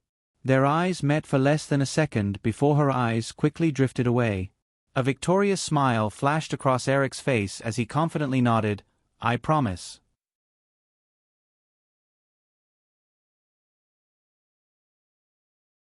Chapter 43. Because of the curtains, the bedroom was a bit dark.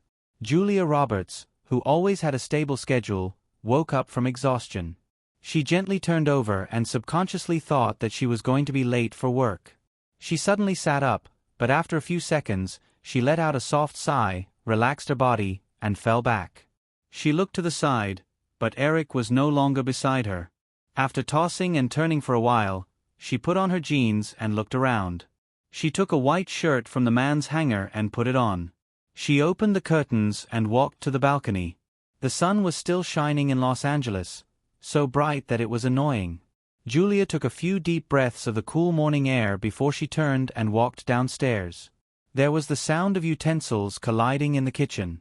She turned her head and saw a man in casual clothes skillfully working in the kitchen.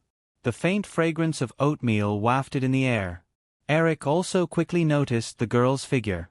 "Julia, Good morning. You're already so rich, why do you still make your own breakfast? Julia leaned against the door frame with her arms crossed. Her tone had a hint of mockery. Eric listened to the girl's words and raised his eyebrows. Looks like I didn't teach you a lesson last night. How dare you talk to me with this kind of tone? Don't think that you can do whatever you want just because we reached an agreement. Eric casually opened the lid and took a look. He turned off the gas switch and said, "What if we break up? Then you'll be at a disadvantage." Julia was speechless for a moment. She could only stare fiercely at Eric, as if she wanted to kill the despicable man in front of her with her eyes. "Okay, stop staring. I just heard a newspaper delivery guy pass by the door. Help me bring in today's newspaper." Julia stomped her feet like a little girl and turned to walk out the door. Eric glanced at the girls back in the kitchen and revealed a faint smile. The reason why he treated Julia like that last night was because he wanted to plant a seed of obedience in her subconscious. Although she was a woman, after becoming famous in her previous life, Julia's personality was much stronger than many men's. Eric didn't want Julia to completely break away from the trajectory he had arranged for her and do a messy Brownian motion after she soared into the sky. And if Eric didn't do any defensive work, with Julia's personality, the possibility of that happening was quite high. Julia took a stack of newspapers and returned to the living room.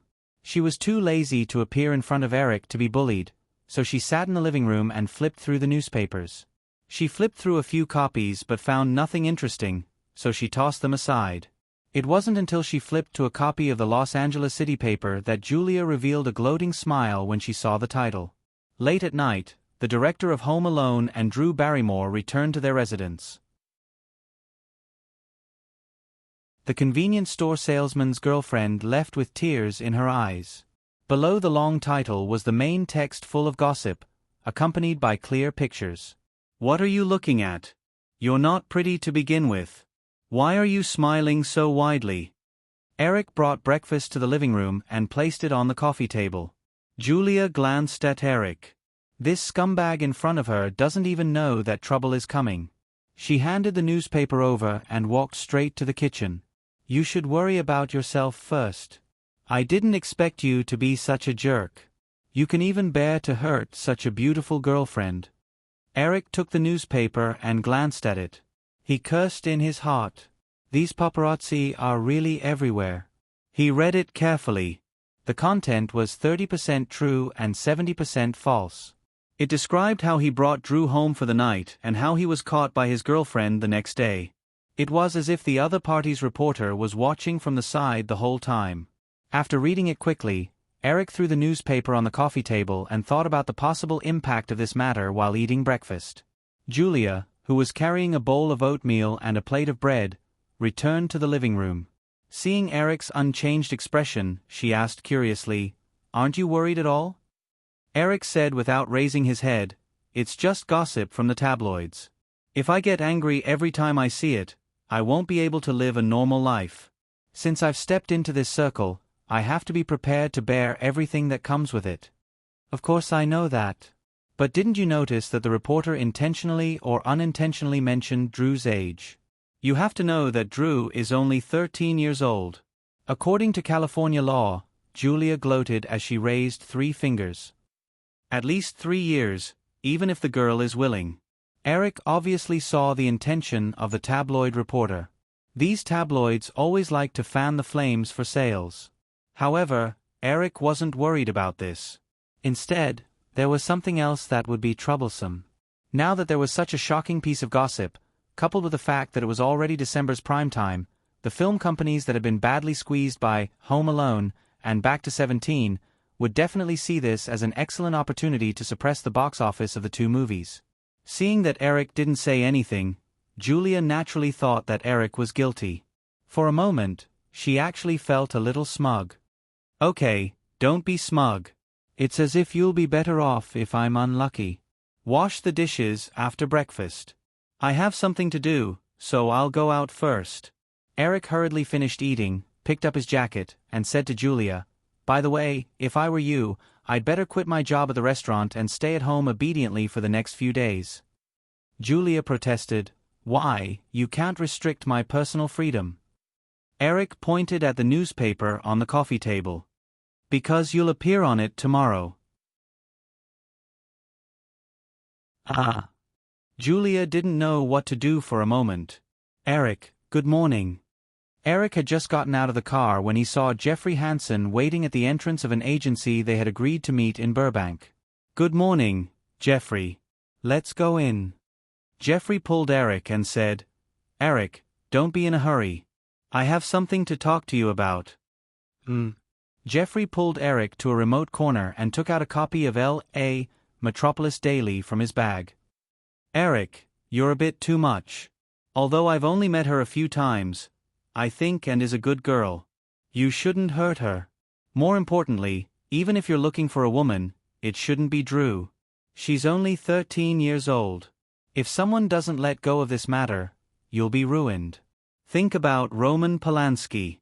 After what happened 11 years ago, it'll be difficult for him to return to America. Eric knew that Jeffrey was really concerned about him. He patiently listened to his nagging. When he finished, Eric patted Jeffrey's shoulder and said, Don't worry, Jeffrey. This is just a misunderstanding.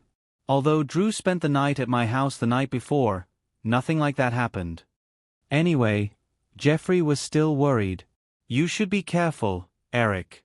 You've risen too quickly and your performance is too eye-catching. You've already affected the interests of many people. It's hard to say whether or not someone will use some unconventional means to deal with you. I remember seeing an idiom in the East. It's like a tree that grows too tall. Eric listened to Jeffrey's stuttering description and found it very interesting. He couldn't help but use standard Chinese to reply, The tallest tree in the forest will be destroyed by the wind, the pile of rocks on the shore will be swept away by the current, those who are above the masses will not be the same. What did you just say? Jeffrey asked with a strange look in his eyes. Eric sighed. He was too lazy to explain and said casually, This is a spell I saw in a book. When you encounter something, you can't help but recite it a few times. It can calm your mind. After being joked around by Eric, Jeffrey also felt that he was being too long-winded. He didn't want to dwell on this matter and changed the topic. Okay, Eric, let's go in. The real estate agent I made an appointment with is already waiting for us.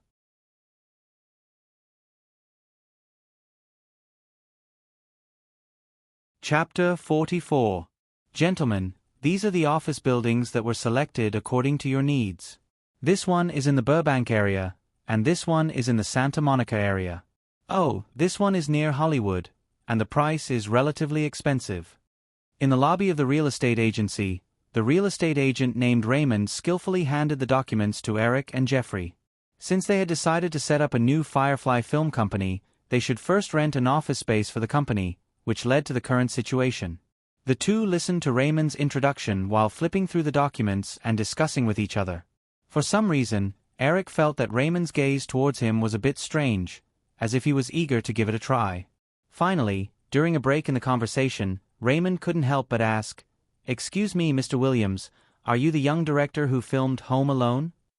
Eric raised his eyebrows. Looking at the other party's expression, he inwardly wondered if this middle-aged man in front of him was his fan. Nodding his head, Eric straightforwardly admitted his identity. Mr. Raymond, I am. Is there a problem? Raymond confirmed the doubts in his heart and continued, It's like this, Mr. Williams. I don't know if you're interested in the Beverly Hills mansion. We just happen to have a mansion at the top of the Beverly Hills mansion. It's about 6,000 square feet and is very close to Sunset Boulevard. It's convenient for transportation and most importantly, it's very private. When he said the last few words, Raymond's expression was a bit unnatural. Obviously, the other party had read the gossip about Eric in the LA Metropolis Daily today and had the idea of promoting the mansion on the spur of the moment. It had to be said that the real estate agent grasped the timing quite well. Eric was troubled by the pervasive paparazzi, so the agent's promotion was exactly what Eric wanted. Jeffrey on the side also very appropriately said, Eric, I also feel that you need to change your residence. With your current wealth, it's not safe for you to live alone in North Hollywood. Eric nodded and asked, Mr. Raymond, if I'm interested, when can we go look at the house? Raymond was overjoyed and immediately nodded. We can do it now. The owner has given us full authority over the mansion. The key is with us. Eric wasn't in the mood to pick an office building after hearing that. He left a check for Jeffrey to decide, and then drove Raymond to Beverly Hills. Half an hour later, the two of them arrived at a mansion on Beverly Hills. This is the place, Mr. Williams. After getting out of the car, the first thing Eric saw was a wall that was nearly 2 meters high. Dense, emerald green canopies poked out of the wall. Raymond introduced from the side, Mr. Williams, take a look. The security of this mansion is quite good. The walls are high enough, and with the dense vegetation inside, it completely cuts off the risk of paparazzi taking pictures. Moreover, there are no street lamps around this mansion. There are 2 gates at the front and back, which is very suitable for a public figure like you. Eric nodded in satisfaction and said, Raymond, shall we go in and take a look? Oh, of course. Raymond hurriedly took out the key to open the door of the mansion, and then turned to the side to invite Eric in first. Please take a look, Mr. Williams. The main body of the mansion leans towards the modern style. It was designed by Edward Niles Design. There are 4 bedrooms, 7 bathrooms, and 2 kitchens. The garage can hold 10 cars, and there is an open-air bath outside. There is a pocket-sized basketball court. Oh right, through the balcony on the 2nd floor, you can overlook the whole of Los Angeles. The scenery of Los Angeles at night is very charming. Eric listened to his agent's skillful introduction and patiently walked around the mansion that was about 600 square meters. Raymond, how much is this mansion? Raymond stared blankly for a moment before a trace of ecstasy quickly surfaced in his heart. Eric wasn't like the other buyers who kept asking all sorts of nonsensical questions. Instead, he directly asked about the price. The success rate of this business was obviously very high. The owner of this mansion had suffered losses in last year's stock market crash, so he had no choice but to put his beloved mansion up for sale. However, the other party wasn't at the end of his rope, and the price he offered was relatively high. Therefore, this mansion had been in the hands of Raymond's real estate agency for nearly half a year. Suppressing the joy in his heart, Raymond maintained his composure and said, $2 million USD, Mr. Williams. Eric's first reaction was that it was so cheap. However, he quickly remembered that it was now 1988, and not the 21st century where housing prices had risen to the point that women were forced to prostitute themselves. It seemed that Michael Jackson's Fantasy Manor, which covered an area of 11 square kilometers, was only $19.5 million US. Clearly, this mansion's price of $2 million USD was a bit expensive. Although Eric wasn't short on money right now, he wasn't a fool. He turned around and stared at the real estate agent and said, Raymond, you also know that I am very sincere in buying this mansion. Therefore, give me a realistic price. $2 million USD is obviously impossible. Raymond revealed a pained expression and said, then $19.5 million US, and no less. $1 million. Eric stated his price. Raymond almost jumped up and shouted in astonishment, that's impossible. Right now, it wasn't popular for Chinese to buy property in North America. Therefore, this was the first time Raymond had encountered such a deranged way of haggling. As if he had received a great insult, Raymond straightened his neck and said, Mr. Williams, if you bid like this, then there's no need for us to continue discussing. Eric could see that the other party was really angry. He hurriedly laughed and said, Okay, Raymond, I was just joking. But you are too insincere. It's only cheaper by $50,000 US. Although Raymond was still a bit unhappy, the other party was still a big client. If he sold this mansion, he would be able to get a large commission. Therefore, his expression quickly returned to normal and said, Mr. Eric, the owner of this mansion isn't lacking in money. Moreover, you can have someone appraise it. The entire set of luxurious custom-made furniture and other decorations will cost at least $500,000 US. Therefore, the price is very high. Originally, the other party insisted on $2 million US, but after some persuasion, they agreed to a discount of $100,000.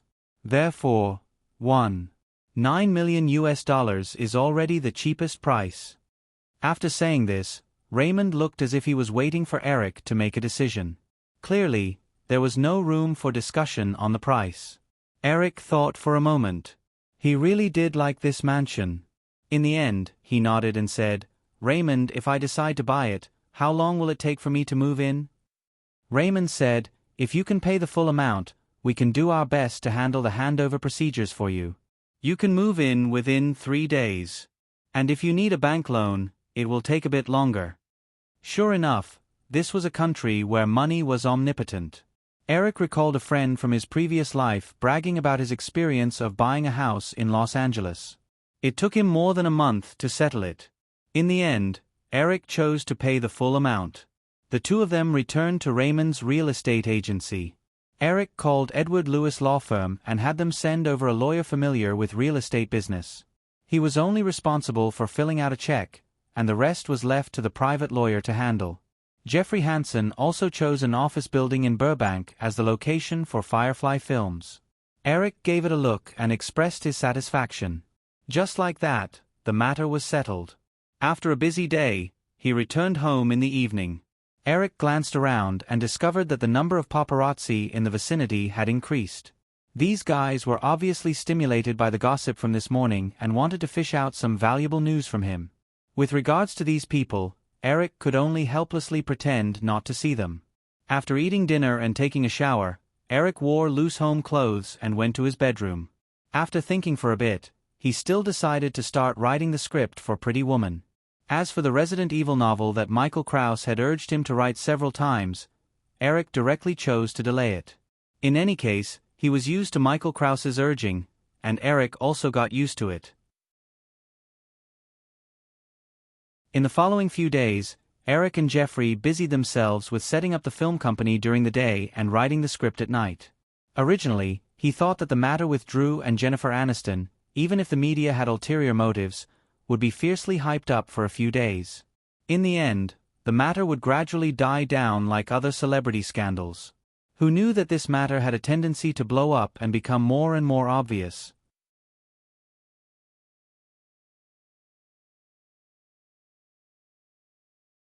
Chapter 45.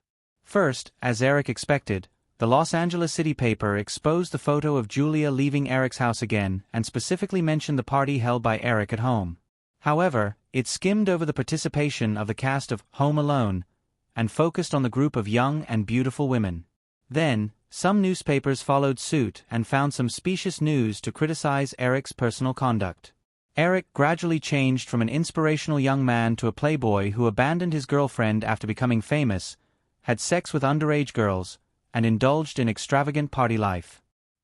Perhaps Eric Williams is indeed a talented young man, but after obtaining a huge amount of wealth too easily, this young man obviously began to chop it off at an incomprehensible speed. After just abandoning his girlfriend and spending a night with Drew Barrymore, Eric Williams immediately changed to a new woman. According to the investigation, the big-mouthed beauty in the photo is the heroine of Modern Cinderella.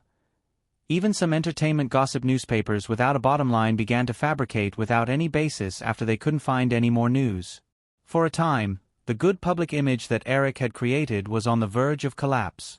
Folks immediately reacted when they noticed that the storm was about to escalate.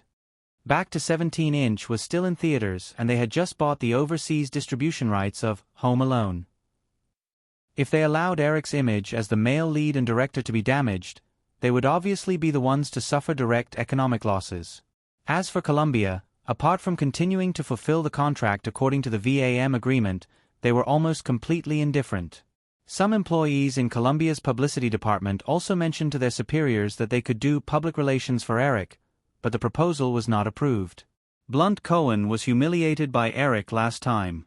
The senior management of the publicity department even suspected that Blunt Cohen was behind the storm, so they were not willing to take the risk to stand up for Eric.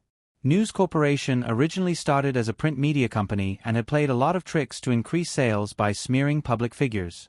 Correspondingly, it was easy to deal with their own side being smeared. Soon, under the negotiation of Fox and Eric himself, the counterattack was quickly launched. While using various media to reverse Eric's image, Fox skillfully selected a few recently released actors and directors with dirty backgrounds to hype up. For a time, the North American newspapers seemed to be in a mess and the attention focused on Eric was quickly diverted. The public gradually sniffed out a hint of something unusual from these rumors. Although the media was good at manipulating people's minds, if they really blindly treated the public as fools, they would be the fools in the end. Soon, a little-known Hollywood information daily published a special commentary article on the front page, completely exposing the undercurrent buried under this storm. Christmas farce. It's all because of the box office. The annual movie Christmas season is coming. In the past, the film companies that used all means to promote their own works are using a series of despicable means to suppress their competitors this year. It all started with the miraculous rise of a young man named Eric Williams. After the new week's box office was released, the total box office of the two movies related to Eric Williams has exceeded $100 million, especially the low-budget comedy Home Alone. After the second week's box office rose against the trend, the third week's box office only dropped 20%, earning $15 million. The three-week total box office is close to $80 million, directly entering the sixth place in the annual box office rankings. The momentum of a miracle is unstoppable. As we all know, the total box office and audience during the Christmas season are limited, and the major film companies will withdraw from a series of annual blockbusters. Therefore, in order to compete for the box office share, it is reasonable that Eric Williams himself has been subjected to all kinds of criticism and scandals recently. Let's not talk about Eric Williams's character for the time being, and let's not talk about the series of things that his movie stars have done that have been attacked by public opinion recently. We are just here to call on the major film companies to stay calm and return to the normal competitive track. Suppressing the opponent through abnormal means will only lead to self-inflicted consequences. The Hollywood Information article seemed to be a signal. While the major newspapers reprinted it, the bosses behind the public opinion storm who wanted to beat Eric down had to restrain themselves, because they found that Eric was no longer alone. News Corporation's quick counterattack clearly showed that Eric Williams had formed a stable interest alliance with Fox. Although some tabloids were unwilling to give up on the topic, most of the more influential newspapers tacitly stopped attacking their competitors. The storm seemed to have passed just like that. A few days later, Eric, who was chased by the paparazzi, finally moved into the mansion on the top of Beverly Hills. Closing the door tightly, Eric no longer had to look through the window and see a long line of paparazzi cars parked outside like in the North Hollywood apartment. Jeffrey Hansen looked at the high walls outside the mansion and pressed the doorbell with some envy. After a few minutes, Eric opened the door and welcomed Jeffrey Hansen in. After parking the car in front of the mansion, Jeffrey Hansen asked, "Eric, what have you been doing at home recently? You haven't been out for a few days, right?"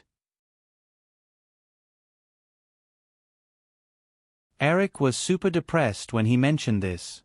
After the procedures of Firefly film were completed, there were not many things that required him to personally appear. Plus, he was chased by the paparazzi when he went out, so Eric basically stayed at home these days. Compared to the happy life of the otaku in his previous life, this era without the internet and smartphones really made Eric, a transmigrator, crazy. Writing novels, writing scripts, watching TV. Anyway, it's very boring. In this situation, I don't even dare to go out. Last time, I just passed by a convenience store and bought a bottle of drink. The next day, the tabloids reported that I extended my claws to the supermarket cashier. Jeffrey couldn't help but laugh out loud at his misfortune. Eric led Jeffrey Hansen into the study on the second floor of the mansion. As soon as he entered, Jeffrey saw a large wooden writing board hanging on one of the walls of the study. Densely packed newspaper clippings and scribbled sheets of paper were stapled to the writing board. "What are these for?" Jeffrey asked curiously as he walked closer to take a look. "It's useless." Eric walked forward and casually tore off a newspaper clipping. He smiled and said, "I was bored at home, so I tried to analyze who was tormenting me behind the scenes from these tabloids. When I become rich in the future, I'll settle the score." Jeffrey joked. "Do you think you're Sherlock Holmes? If you can figure it out with these, then those old foxes would have wasted their time." Eric shrugged. Speaking of which, he was actually quite lucky. Because of Fox's temporary alliance of interests, he was pulled back from the brink of this storm. Compared to Michael Jackson in his previous life, who touched the interests of too many people, but was tormented alone, Eric didn't dare to ask for anything more. Putting these thoughts aside, Eric asked, "Right, Jeffrey, how are things going?" When Jeffrey heard this, he took out a large stack of documents from his briefcase with some resentment. "You're such a carefree boss. You leave everything to me. I'm already renovating the company's office building. It will take about half a month. Also, this is some information on the agency you asked me to find." "Eric, are you really going to buy an agency?"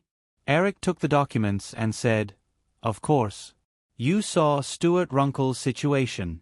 CAA is now holding him tightly in their hands, waiting to extort money from me. I can't always train stars for others. But federal antitrust laws state that film companies can't own agencies at the same time." Eric flipped through the documents in his hands and replied, "Of course I know that. I don't plan to merge the two companies. In my vision, the film company and the agency are completely independent. There won't be any legal problems." "Forget it, you do it yourself." "Right, is the script for the new movie ready?" Eric found a stack of manuscripts on the desk full of newspapers and handed them to Jeffrey. "It's done. Take a look first."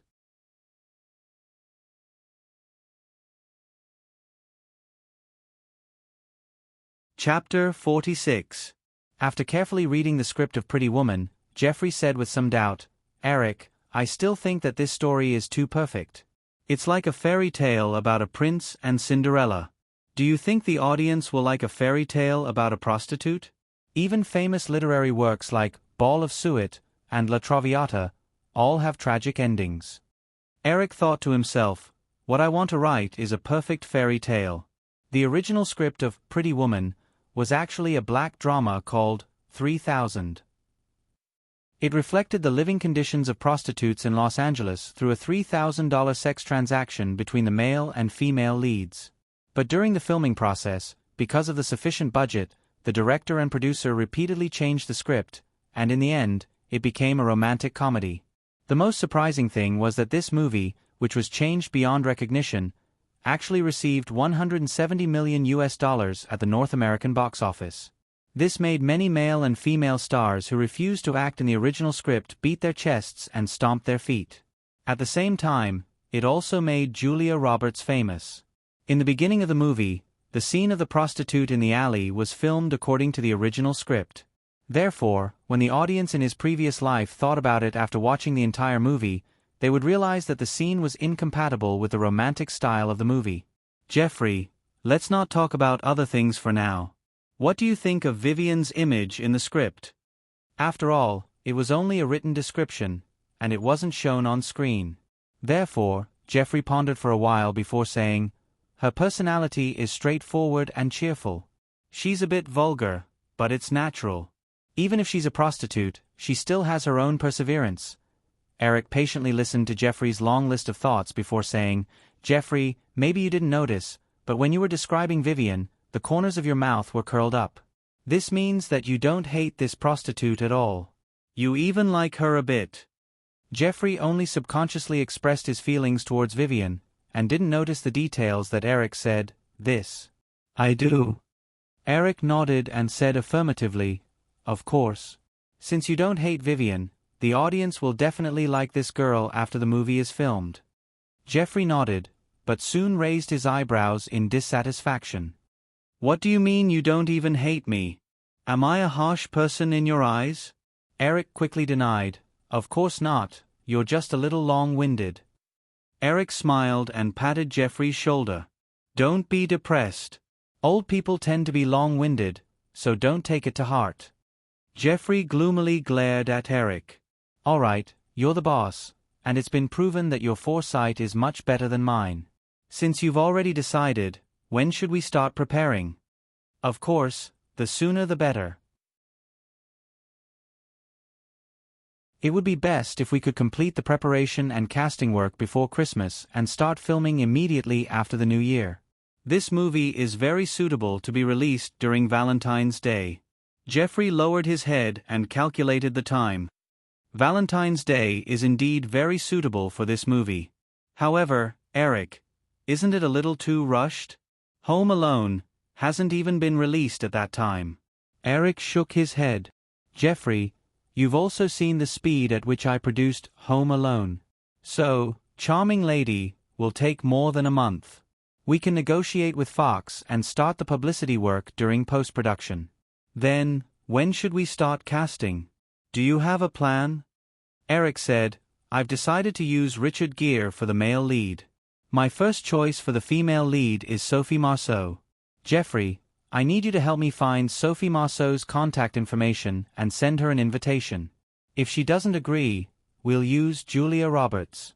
As for the other supporting roles, we'll talk about it after we acquire the management company. Some of the supporting roles in the movie are quite outstanding. We can't let outsiders take advantage of them. Eric, Sophie Marceau. Is this how you're going to fight? She's that French actress, right? Of course, it's the one who acted in First Kiss. Sophie Marceau's image is very compatible with Vivian's. I just don't know if she'll accept the invitation. After all, you should have heard some things about her. All right, I'll send out the invitation as soon as possible. If she refuses, Eric, I think Meg Ryan is also not bad. As for Julia Roberts, she's the waitress who appeared at your house that night. She looks a little. Isn't it a little inappropriate?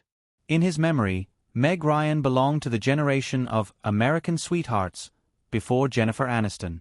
Eric recalled some of her movies, such as the famous Sleepless in Seattle. Her image was indeed not bad.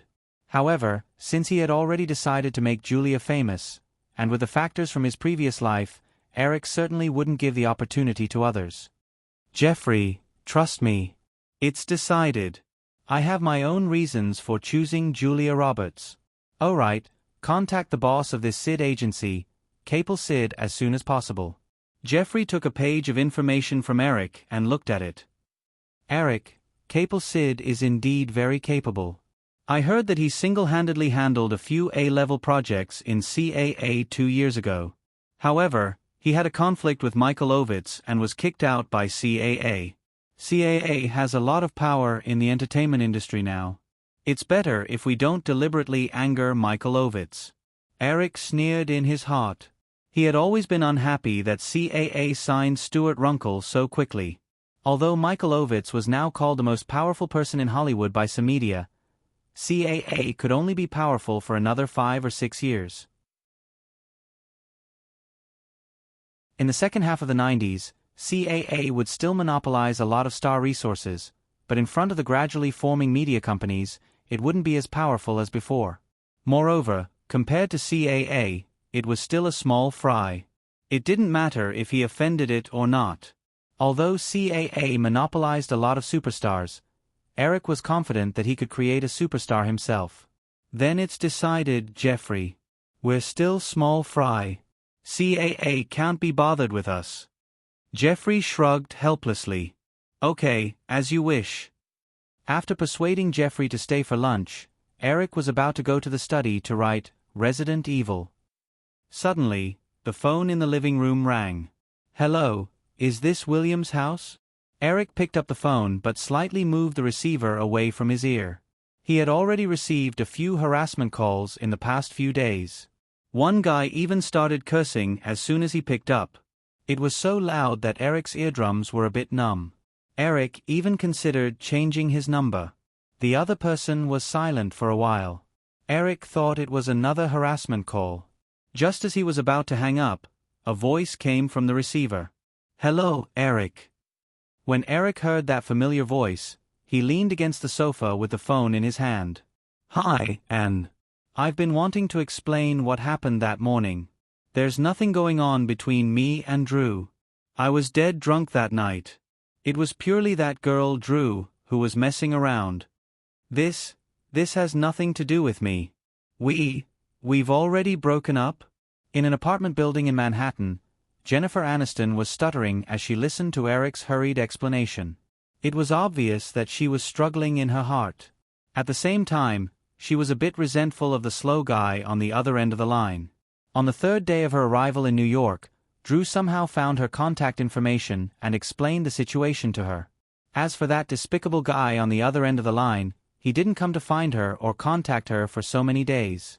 If it wasn't for an important matter today, Jennifer Aniston swore that she wouldn't take the initiative to contact that bastard for the rest of her life.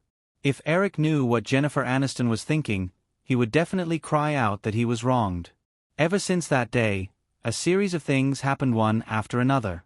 Eric was mentally and physically exhausted. Even now, he didn't dare to casually go out. How could he have the energy to deal with this matter? Qi.com welcomes readers to visit and read our latest, fastest, and hottest serialized works on Qi Originals.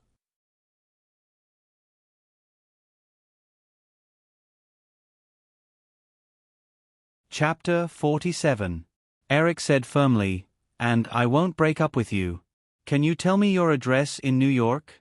I'll visit you on Christmas Day." "Don't even think about it." Jennifer Aniston refused with a straight face. At the same time, she couldn't help but think, can't you find her yourself? Even Drew Barrymore could find her. Don't you have a new girlfriend? That big-mouthed girl? You mean Julia? She has good potential. I'm going to open a management company and want to sign her." Jennifer Aniston glanced at the tabloid on the table not far away with dissatisfaction. "Do all the actresses in your management company have to sleep with you?" I've also worn that shirt before, you bastard." After hesitating for a few seconds, Eric said softly, "I'm sorry, and can you forgive me? I promise I won't do it again." Hearing the rare weakness in Eric's voice, Jennifer Aniston's voice softened. "Eric, I think the distance between us is too far. The more time I spend with you, the more I realize that you're a drifting person. I don't want to feel insecure all the time. And I just bought a villa in Beverly Hills. But you don't have a home in your heart, Eric. Maybe it's just my imagination. I feel like you're just a passerby who suddenly barged into this world. When I'm with you, sometimes I can't help but worry that you'll suddenly disappear." The two of them clearly fell into a short silence at the same time. "Eric, I called you today to tell you that I received an anonymous letter this morning. He wanted to meet me to talk about you. I saw that the address was in a public place in Central Park. It wasn't dangerous, so I went to meet him out of curiosity. That stranger asked me about you and me, and then asked me about what happened that morning. I didn't say anything, but that guy might have noticed something, and then he asked me if I was willing to testify against you and Drew. He even said that if this matter was successful, he would give me a sum of money, but I refused." Eric listened quietly to Jennifer Aniston's narration. His lips were tightly pursed. When Jennifer Aniston was done, Eric casually said, "And thank you for telling me all this. You still love me, right?" "You?" Anne's heart raced a few times, and her voice became a lot louder. "Why are you still in the mood to talk about these things? Don't you understand, Eric? Someone wants to send you to prison. I specifically investigated Roman Polanski's case. There was indeed conclusive evidence that he had a relationship with that girl, but there were also people who wanted to target him and sentence him to life imprisonment. That was why he had no choice but to flee the United States. And I understand. Don't worry, I'll take care of this matter." After hanging up the phone, Eric sat quietly on the sofa and pondered for a long time. Although Home Alone had squeezed the box office of many movie companies, this was a normal business practice. Although many people would hate him, the most drastic method was the same as a few days ago, using the media to smear his name to suppress the box office of his movie. Moreover, after Fox's fierce counterattack, the other party quickly gave up after realizing that they couldn't do anything. Eric thought about it and could only think of one person who would hate him to the point of wanting to send him to prison: Blunt Cohen. Because of the VAM controversy, Blunt Cohen had been forced to apologize to him in public. For a person who had been in a high position for a long time, admitting defeat to a young boy who was about the same age as his grandson was definitely a disgrace. In addition, This person was not very broad-minded, so he was the most suspicious. However, it wasn't impossible for there to be other possibilities. Everyone knew that the human heart was the most unpredictable thing in the world. Even during this period of time, there were people who didn't like Eric and just happened to have the ability to do so. It wasn't impossible for them to take advantage of the situation to disgust him. Although he wasn't too worried, Eric still dialed Edward Lewis's number. More than half an hour later, the private lawyer came to Eric's house. Eric told him about what Jennifer Aniston had told him. The two discussed for a long time. Edward Lewis personally took notes and asked a lot of details. More than 2 hours later, Edward Lewis closed the notebook and asked with a solemn expression, "Eric, I want to confirm one last time. Can you guarantee that you didn't have sex with Miss Drew Barrymore that day? You have to know that yes and no need to prepare two completely different plans. If you didn't tell the truth, we are likely to be caught off guard by our opponents." Eric carefully recalled the situation at that time and said with certainty, "Absolutely not. Although we were in the same bed that day, the sheets were very clean. There were no traces of sex afterward. After that, Drew personally admitted that we didn't have sex." "Then I have no other questions. Eric, don't worry. I will prepare a response plan immediately when I go back. You don't have to worry about this matter at all. Although the public opinion is still somewhat unfavorable to you, in the absence of facts, even if someone wants to falsely accuse you, there is no possibility of success." Eric finally felt relieved. After sending Edward Lewis away, he suddenly remembered that when the storm had just started a few days ago, although Drew couldn't come to his house anymore, she would call him from time to say a few words. There was suddenly no news from her these 2 days. After calling Drew's house several times, no one answered. Eric had a bad feeling in his heart. He wasn't worried that Drew would team up with those people to frame him, but it was hard to say what Drew's greedy and not-so-smart mother would do. On the second floor of an apartment in Culver City, Los Angeles, Drew, who was locked in a room and watching TV, listened to the continuous ringing of the phone in the living room. She was a little irritated. Although Eric had never taken the initiative to contact her before, her sixth sense told her that the phone was probably Eric. In the past few days, Ediko Gide, who didn't care much about her, suddenly seemed to have a conscience and became a responsible mother. Using the storm in the media as an excuse, she grounded Drew in the room and didn't even allow her to make a phone call. Of course, Drew didn't agree. After arguing for a while, the mother and daughter almost came to blows. In the end, with her small arms and legs, Drew couldn't persuade Ediko Gide and was locked in the room. Moreover, Drew also sensed that someone was plotting something with her mother. Last night, she accidentally heard her mother whispering to someone on the other end of the phone in the living room for a long time. In the past, Ediko had never gone behind her back when she was on the phone. She wouldn't even lower her voice when flirting with some men on the phone. No, something must have happened. Drew turned off the TV and muttered to herself for a while. She walked around the room a few times uneasily. Looking at the time, her mother should be back soon. Drew felt that she couldn't wait any longer. After thinking about it, she found a few sheets in the closet and tied them together to make a 3 to 4 meter long rope. She tied it to the bed leg, tested the strength, opened the window, and carefully climbed down the rope. When she was about to hit the ground, the knot suddenly broke, and Drew fell from a height of 1 meter to the ground. She groaned in pain. Ignoring the bruises on her knees, Drew limped out of the yard and called a taxi to Eric's house.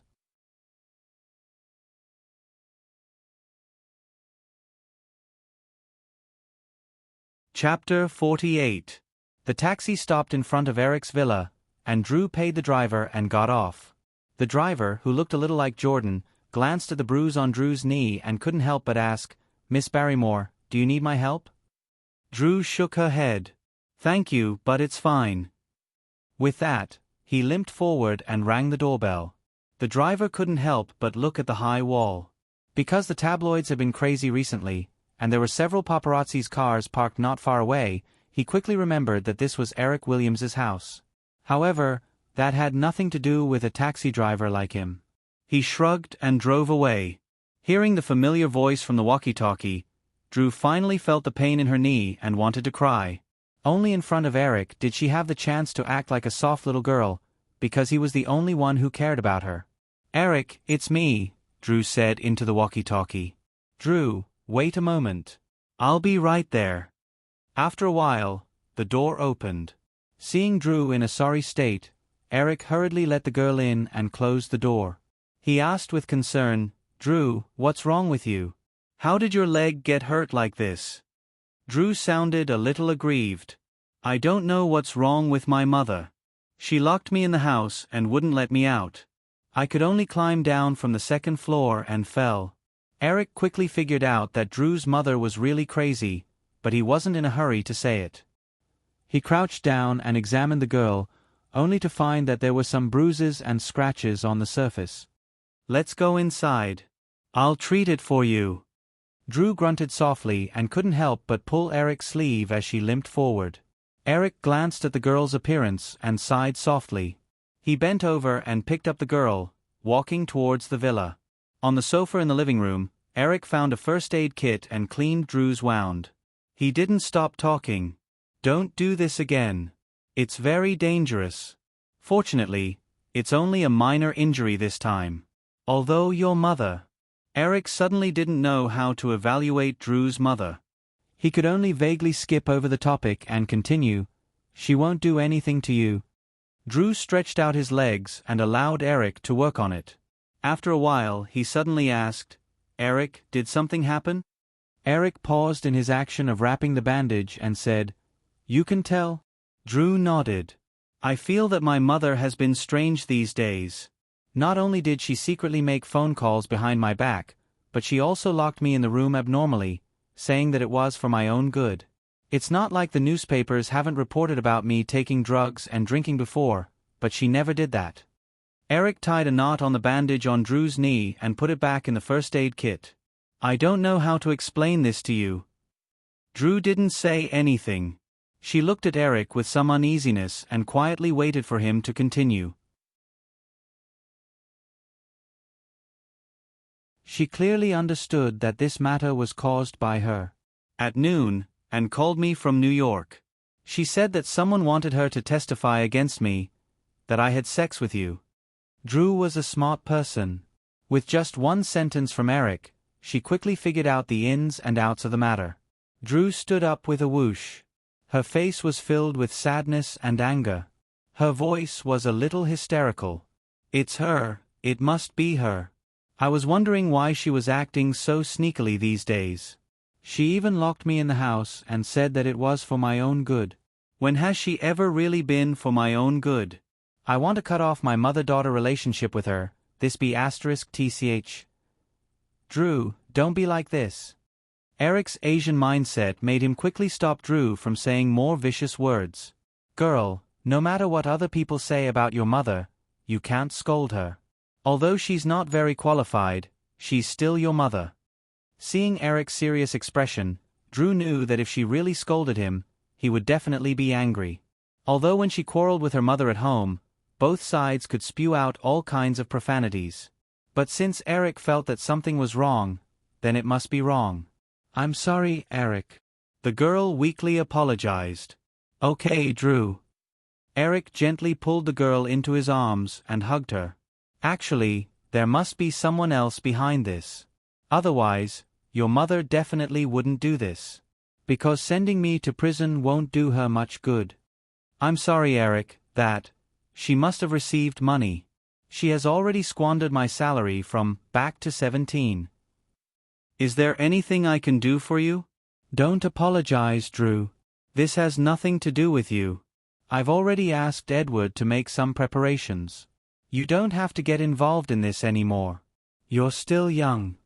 The two chatted for a while. Eric looked at the sky outside. The setting sun burned half of the sky red. "Drew, you rest for a while. I'll go make dinner. What do you want to eat? Pizza, steak, spaghetti?" Drew didn't have any intention of being polite. She wanted to continue, but Eric knocked on her head. "I can't make any of those. I'll just order takeout. Also, if you keep eating these things, aren't you afraid that you'll become a fat girl in the future?"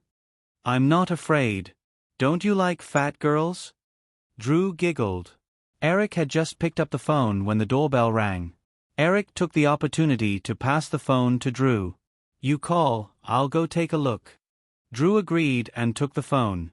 She flipped open the thick phone book next to her and looked for the number of the takeout restaurant. Eric walked to the door and spoke into the phone. A man's voice came from the other side. Mr. Williams, I'm an LAPD officer. Opening the door, a fat white police officer and a woman in her 30s were standing outside. Just by looking at her appearance, Eric roughly guessed her identity, because this woman looked very similar to Drew. The white police officer's face was filled with obvious reluctance. Although the young man in front of him was young, his reputation wasn't very good recently. But after all, he was a person of high status. He really didn't want to get involved in this kind of bullsh** tea, but he couldn't refuse the woman beside him. Otherwise, he would be reported. Hello, Mr. Williams. I'm Matt Bryson. The white police officer reached out and shook Eric's hand. Then, he said somewhat awkwardly, This is Ms. Ediko Gide Marco. She said that you abducted her daughter. Eric frowned and sharply looked at Ediko. The woman in front of him saw Eric looking over and slightly raised her head. She wanted to show off a bit of arrogance, but under Eric's slightly oppressive aura, her eyes slightly flickered. Maybe it was because she herself wasn't sure if Drew was with Eric, so she didn't seem confident. Drew is with me, but I didn't abduct her. She came here on her own. Ms. Ediko, I think we need to talk. Ediko saw that Eric unexpectedly took the initiative to admit it. Her aura was like a deflated balloon that was instantly inflated. What else is there to talk about? Hurry up and hand over my daughter. I want to take her back. Eric's face darkened and said, Ms. Gide Marco, please watch your words. Right now, there is a police officer here. Just based on what you said, I can sue you for slander, and the evidence is conclusive. You. Ediko's neck shrunk a bit. She looked at the police officer next to her with a pleading look. Eric took the initiative to speak to the police officer. Mr. Bryson, I'll have to trouble you to come here personally. The matter isn't as serious as Ms. Gide Marco said. Drew and I are good friends. It's normal for her to come to my house in the afternoon, isn't it? Maybe Ms. Ediko's reaction was a bit too extreme. So, if there's nothing else, you can leave. We can talk about it in private. Matt Bryson also didn't like the woman beside him. After hearing Eric's words, he went along with it and said, Then that's it. Mr. Williams, Ms. Gide Marco, I'll take my leave first. Mr. Bryson, you can't do this. Ediko obviously didn't want to face Eric alone. She went up to Matt Bryson and continued to pester him. Matt Bryson shook off Ediko's hand and said, Ms. Gide Marco, the matter is very clear. Your daughter came to Mr. Williams' house to play. If you continue to pester him, I'll sue you for obstructing official business. Watching Matt Bryson drive away in the police car, Ediko lost her biggest support. She didn't have the confidence to face Eric again. Although Eric was just a young man who had just come of age, no matter what society, wealth, status, and other factors would bring about a natural sense of oppression. Although Ediko had a child star daughter, she could barely be considered a middle-class woman. Plus, she had experience as a small actress. When facing a new director like Eric, she unconsciously felt inferior.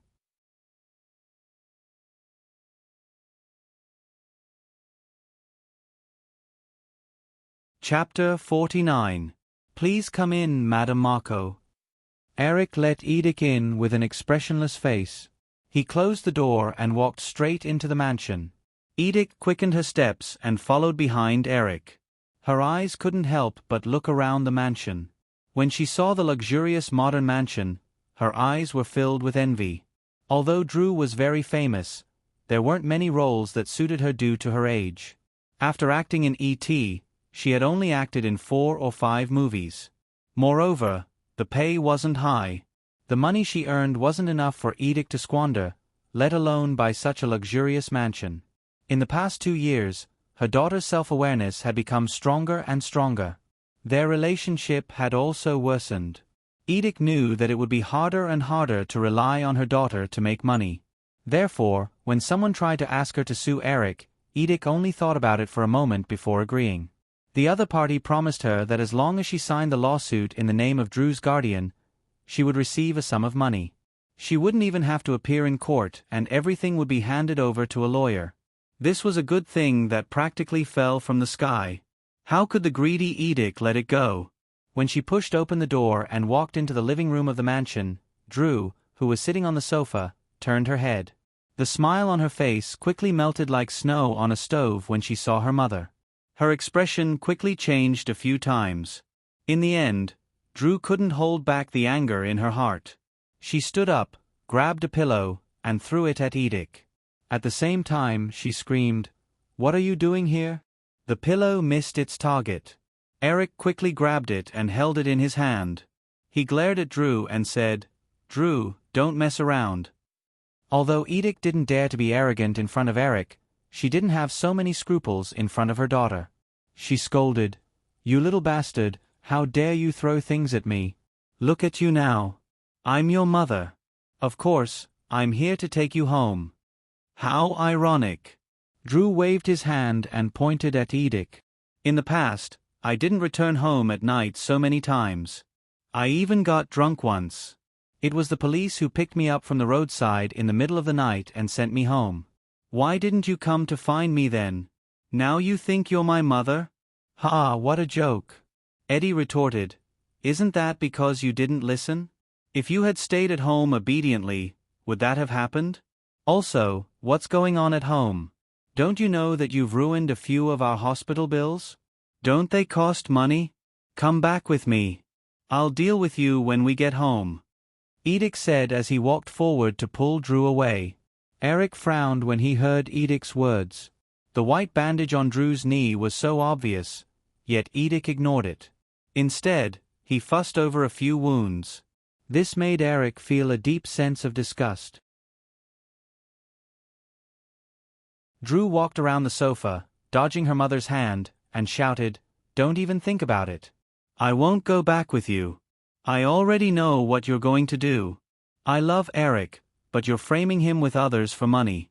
I'll never forgive you. I'm going to break off our mother-daughter relationship." "You? What nonsense are you talking about?"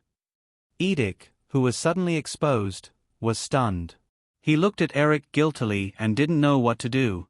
Drew looked at her stunned mother and sneered, "What's wrong? Are you feeling guilty now that I've exposed you? Let's not talk about the fact that Eric and I didn't have sex. Even if we did, I won't admit it. If you dare to sue Eric, I'll prove that you're framing him. You can just wait to go to jail." Seeing that Drew was about to say something even worse, Eric quickly stopped her and said, "That's enough. Drew, go upstairs first. I want to talk to your mother alone." Drew glared at Edith and snorted again. She turned around and walked up the stairs. "Please take a seat, Madam Marco. Let's talk." Eric put the pillow back on the sofa and sat down. Edith lowered her head slightly and sat across from Eric. After hearing her daughter's words, she suddenly felt that the money wasn't that easy to get. Originally, Edith thought that Drew's relationship with Eric would be the same as Drew's bad friends. When the time came, all he needed to do was to persuade Drew, and with the lure of money, Drew would agree to testify against Eric. But Drew's reaction just now made Edith realize that his daughter had fallen in love with the man in front of him, and she was unable to extricate herself from him. In the past, when the mother and daughter quarreled, Drew had never said anything as harsh as breaking off their mother-daughter relationship. More importantly, even if she sued Eric and lost the case, Edith didn't think that she would lose anything. However, Drew just said that she was going to testify against Eric. This crime could be light or heavy, but with this young man's wealth and status, would he let her go so easily? Thinking of this, Edith couldn't help but shiver. Seeing that Edith was in a dilemma, Eric sneered and asked, "Then, Madam Marco, you heard what Drew just said. Are you still going to do this?" Edith was silent. "Okay, I'll say it. Maybe the other party gave you a sum of money, but I'm not that easy to bully. Just like what Drew said, this is a false accusation. I can turn around and send you to prison." The people who instigated you to do this stupid thing will definitely abandon you. After that, Drew will become an adult. Because of resentment, she might cut off your relationship with her. Do you know what this means? On the other side, Edic nodded subconsciously, but then he quickly shook his head. Eric continued, this means that your most important source of income will be completely cut off. From what I know, you don't have any means to make a living. It's very likely that you'll spend the rest of your life in poverty. You might even end up in the slums of Los Angeles. Edic thought of that terrifying scene and refuted, no, that's impossible. She can't do that to me. I raised her. So what? After all these years, did Drew not make enough money for you? She doesn't owe you anything. Even if you spread this to the media, with what you've done, not many people will sympathize with you. Edic was speechless again. Eric let her calm down for a while before asking, did you take their money? Edic shook her head weakly. They said that they would only give me the money after I signed the lawsuit. Eric nodded with satisfaction. That's good. Everything can still be salvaged. So now, I'll give you another choice. Go back and immediately reject those people. I'll give you a sum of money first, but you have to promise not to disturb Drew in the future. I'll find her a manager to take care of her life. When Drew becomes an adult, I'll convince her to give you a sum of alimony every year. It'll be enough for you to live a decent middle-class life. After Eric finished speaking, he took out a checkbook. After filling in the amount, he pushed it in front of Edic. Edic looked up and glanced at the amount on the check. Her eyes flashed with greed. She reached out her hand, but quickly withdrew it. Greed was not enough. Mr. Williams, isn't 1 million too little? Eric snorted. It is indeed a little. Maybe I should change it to a check for 500,000. Edic quickly grabbed the check and put it in her pocket. Okay, since you've already made your choice, then I have a few more things to say. First, you can't use Drew's name to make money anymore. You can't reveal Drew's private life to reporters, you can't go on TV, and you can't write a book about Drew. I'll get my private lawyer to draft a legally binding contract. If you break the contract, then everything I've said today will no longer count. Also, you have to spit out all the money you've received. Edic quickly calculated the pros and cons. The things Eric said didn't seem to bring her much money, so she quickly nodded. Then, Ms. Edic, you can leave now. I'll get my lawyer to draft the contract as soon as possible. Edic smiled and said his goodbyes. He didn't pay any more attention to Drew and hurriedly left. After sending Edic off, Lu Zhou returned to the living room. Drew had already come downstairs. When she saw Eric, she rushed over with a little excitement on her face. She rubbed against Eric and said, Eric, you're so generous. 1 million. Eric rubbed Drew's head and smiled. You're still yourself. But remember, girl, you owe me 1 million USD. You'll have to pay it back in the future. Drew shamelessly said, I'm not paying it back. I've decided to use myself as collateral. Eric knocked Drew's head. Don't talk nonsense. Did you call for takeout just now? I did. Drew said, Eric, why did you ask me to give her a sum of money every year? I don't want to care about her. It's better if she dies from poverty. Eric sighed and rubbed the girl's head. Drew was only 13 or 14 years old after all. It was inevitable that her thoughts were a little extreme. She didn't understand that there was only one set of rules in the world. She couldn't just do whatever she wanted. In Lu Zhou's previous life, even though Drew had cut ties with her father, she would still give him a sum of money every year. Drew was mature at that time. You'll understand in the future, Drew. This is a type of fate. In a person's life, there are a lot of things that can't be avoided.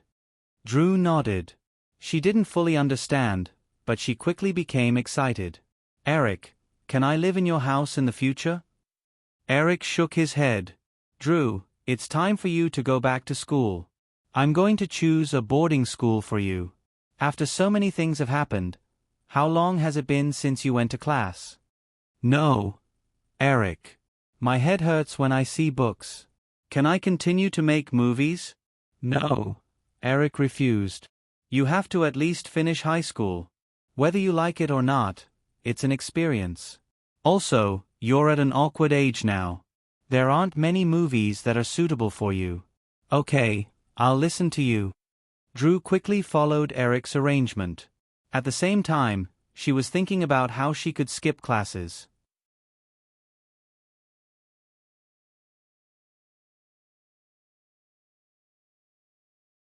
Chapter 50. The takeout arrived quickly. By the time they finished dinner, the sky was completely dark. After watching TV on the sofa for a while, Eric took Drew upstairs to prepare a bedroom for her. Eric, I want to sleep with you. Drew pouted and took the quilt that Eric took out from the cupboard and hugged it in his arms. Eric patted a pillow and said, Stop messing around, Drew. You don't want me to get into trouble again, right? But this is your house. Who would know? You forgot what happened last time so quickly. If you didn't mess around, there wouldn't be so much trouble. Okay, come with me. Drew reluctantly followed Eric to a spare bedroom. Here, there's hot water in the bathroom. Oh, I forgot you can't shower. That's it. Sleep early. After explaining, Eric left Drew's bedroom and walked to the study room. After writing a few pages of the Resident Evil novel, Eric stretched and took out a pack of cigarettes from the drawer. He walked to the balcony and looked up. All of Los Angeles was shrouded in bright lights. He sat down on a deck chair on the balcony and lit a cigarette. Eric leaned back in the chair and inexplicably remembered what Jennifer Aniston said on the phone at noon. Do I really look like a passerby? There was a slight noise behind him. He turned around and saw Drew, who was wearing one of Eric's oversized t-shirts. She tiptoed and quietly walked over like a cat. When Eric saw her, she stuck out her tongue cutely. Eric, I can't sleep. Drew came over and pushed Eric to the other side of the spacious deck chair. She then laid down and rested her head on Eric's arm. She grabbed the cigarette from Eric's hand and skillfully took a puff. She blew a smoke bubble and frowned slightly before giving the cigarette back to Eric. It doesn't smell like that, okay? Eric played with the cigarette and asked with a smile. Of course. Drew replied matter-of-factly. Don't touch those things in the future. Eric patted the girl's shoulder. Okay. The nights in Los Angeles were very cold during this season. Eric was fine, but Drew was only wearing a t-shirt and her legs were bare. Eric took 2 more puffs and threw the cigarette into the trash can. He turned around and pulled out a blanket from the side to cover the two of them. Eric, what were you thinking? Drew tilted her head and asked curiously. Eric carefully covered Drew and said, I was thinking about Anne, where she is in New York. Actually... Drew hesitated and said, I know. Yeah. Didn't I promise you that I would explain to Jennifer Aniston what happened that day? I asked some people and got her contact information. She lives in Manhattan now. I don't remember the specific address, but I wrote it down on a piece of paper. I'll give it to you tomorrow. Eric smiled and said, Why are you giving it to me? I want to make you happy. Good girl. Drew took advantage of the opportunity and said, Is there a reward? Shouldn't you at least give me a kiss? As he spoke, he moved his tender face closer. Eric kissed Drew's face gently. Eric, can you sing? Can you sing a song for me? Eric didn't refuse. He patted Drew's shoulder and said, Good cat, warm cat, little fluffy ball. Ha, I don't want to listen to children's songs. Drew smiled and scratched Eric. She suddenly thought of something and got out of the blanket and walked into the house. After a while, she came back with a wooden guitar in her hand. This thing is hanging on the wall of my bedroom. Eric, can you play the guitar? Eric took it and tried a few tunes. No, this was left by the previous owner. Try it. I want to hear it. Drew acted coquettishly and got back into the blanket again. Eric had to sit up and put the guitar on his lap. He tried to strum a few times. Looking at the brilliant lights at the foot of Beverly Hills, he thought for a few seconds and said softly, on the window of the Boeing 727, your tearful eyes are reflected. Overlooking the city, everything was so faint that it was almost invisible.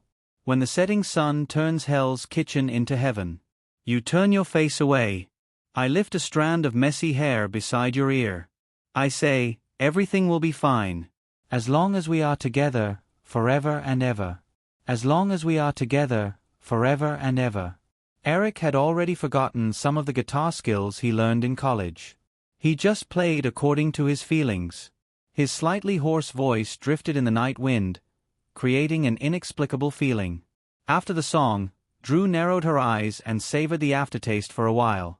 Then she said, "Eric, will we be together forever?" Putting the guitar aside, Eric lay back down again. Jennifer Aniston's words appeared in his mind. He thought about his experience of inexplicably coming to this world after drinking.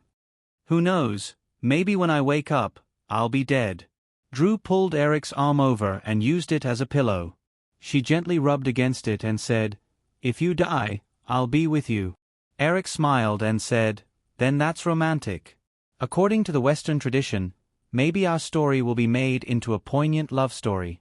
Then it will be arranged into a play like Eric and Drew. Year after year, it will be performed in the theater. But if it is in the Eastern story, we will be a pair of unyielding man and woman courageously pursuing love. In the end, we will turn into a pair of butterflies, flying together. The infatuated man and the resentful woman will cry over our story again and again. The old-fashioned parents will teach their rebellious children, if you dare to mess around, be careful of turning into butterflies." "Haha." Drew chuckled and said, "Eric, after hearing you say that, I can't help but want to kill you and then kill myself. That way, in people's stories, we can be together forever." Eric knocked Drew's head and said, "If you really do that, our story will most likely become a bizarre murder case in the police archives." Drew as usual rubbed his head in protest. The two of them quietly leaned against each other for a while. The girl once again tried to find something to talk about. "Eric, what is your dream? Why are you suddenly asking this? I'm just curious. Tell me." Eric changed his posture and said, "I don't like the word dream. I like to use the word dream. Dreams are always boundless, but ideals have to be grounded." "Then what is your dream?" "My dream," Eric muttered to himself for a while and said in a very unpleasant manner, "dating a bunch of female stars, giving birth to a bunch of child stars, and becoming a legend in the film industry. Does that count?" Drew raised his head and lightly hammered Eric's arm with the back of his head. He laughed and said, "How vulgar. Okay, it's late. Go to sleep." How about sleeping here? You'll catch a cold. Then carry me back." Drew raised her arms and wrapped them around Eric's neck. Eric helplessly stood up and reached out to carry Drew. Just as he straightened his back, he suddenly seemed to lose all his strength and sank down. He said, "Ah, you're so heavy. I'm old. I can't carry you anymore. You're so annoying." Drew, who was startled, laughed and hit Eric. However, she tightly held onto Eric's neck and refused to let go. Eric had no choice but to carry the girl to her bedroom.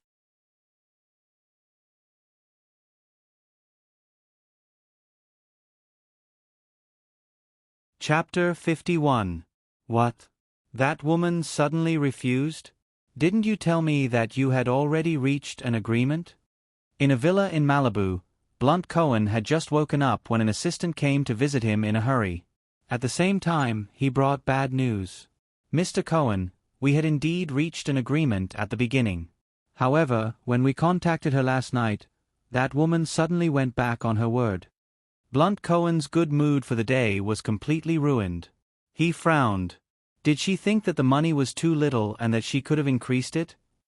The assistant shook his head.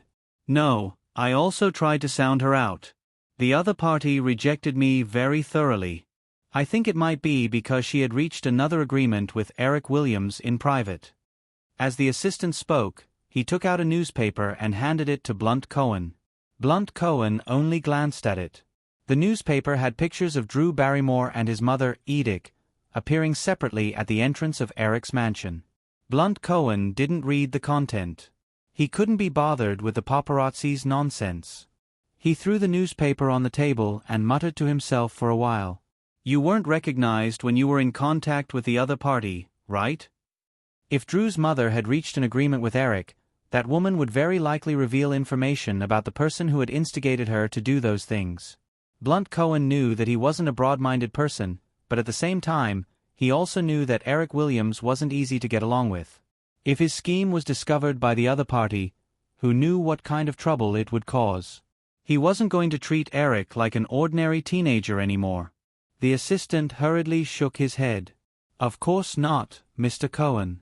I didn't have any direct contact with the other party. Furthermore, the person I found was very well spoken. He definitely wouldn't reveal any information about us. That's good. Blunt Cohen hesitated unwillingly for a moment before continuing. Let's leave this matter at that for the time being. The assistant bowed and suggested in a fawning manner, Mr. Cohen, actually, we can still use other methods. We don't have to go through Drew Barrymore's mother. Blunt Cohen waved his hand. That's enough. I said, let's leave this matter at that for the time being.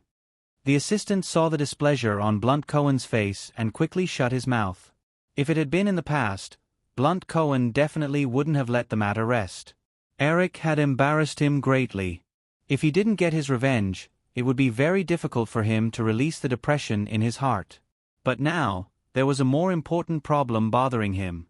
During this period of time, Japan's Sony Consortium had successfully acquired CBS Records and started to contact Coca-Cola's board of directors frequently. They wanted to continue to acquire Columbia TriStar Pictures. Due to the recent turmoil, Blunt Cohen, who had spent a great deal of effort to barely stabilize the situation, could no longer sit still. If the owner of Columbia was still Coca-Cola, with his many years of connections, he could continue to be in this position for a few more years, or even until he retired. However, if the owner of Columbia was changed to the Japanese, they would not have any relationship with him. Although Blunt Cohen was headstrong and self-opinionated, he still had some self-awareness of his own abilities. He knew that if the Japanese got their way, his fate would be obvious. Therefore, Blunt Cohen had no choice but to gather some of the forces that opposed the sale of Columbia and use various methods to prevent Coca-Cola's board of directors from approving the sale of Columbia. Blunt Cohen even had to use the box office card of The Kid in the Home, which had always been a taboo.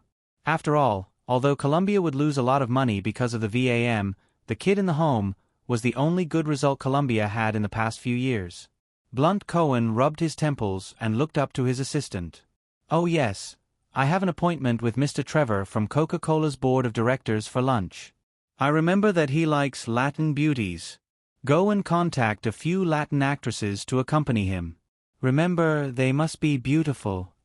The assistant was obviously used to this kind of thing.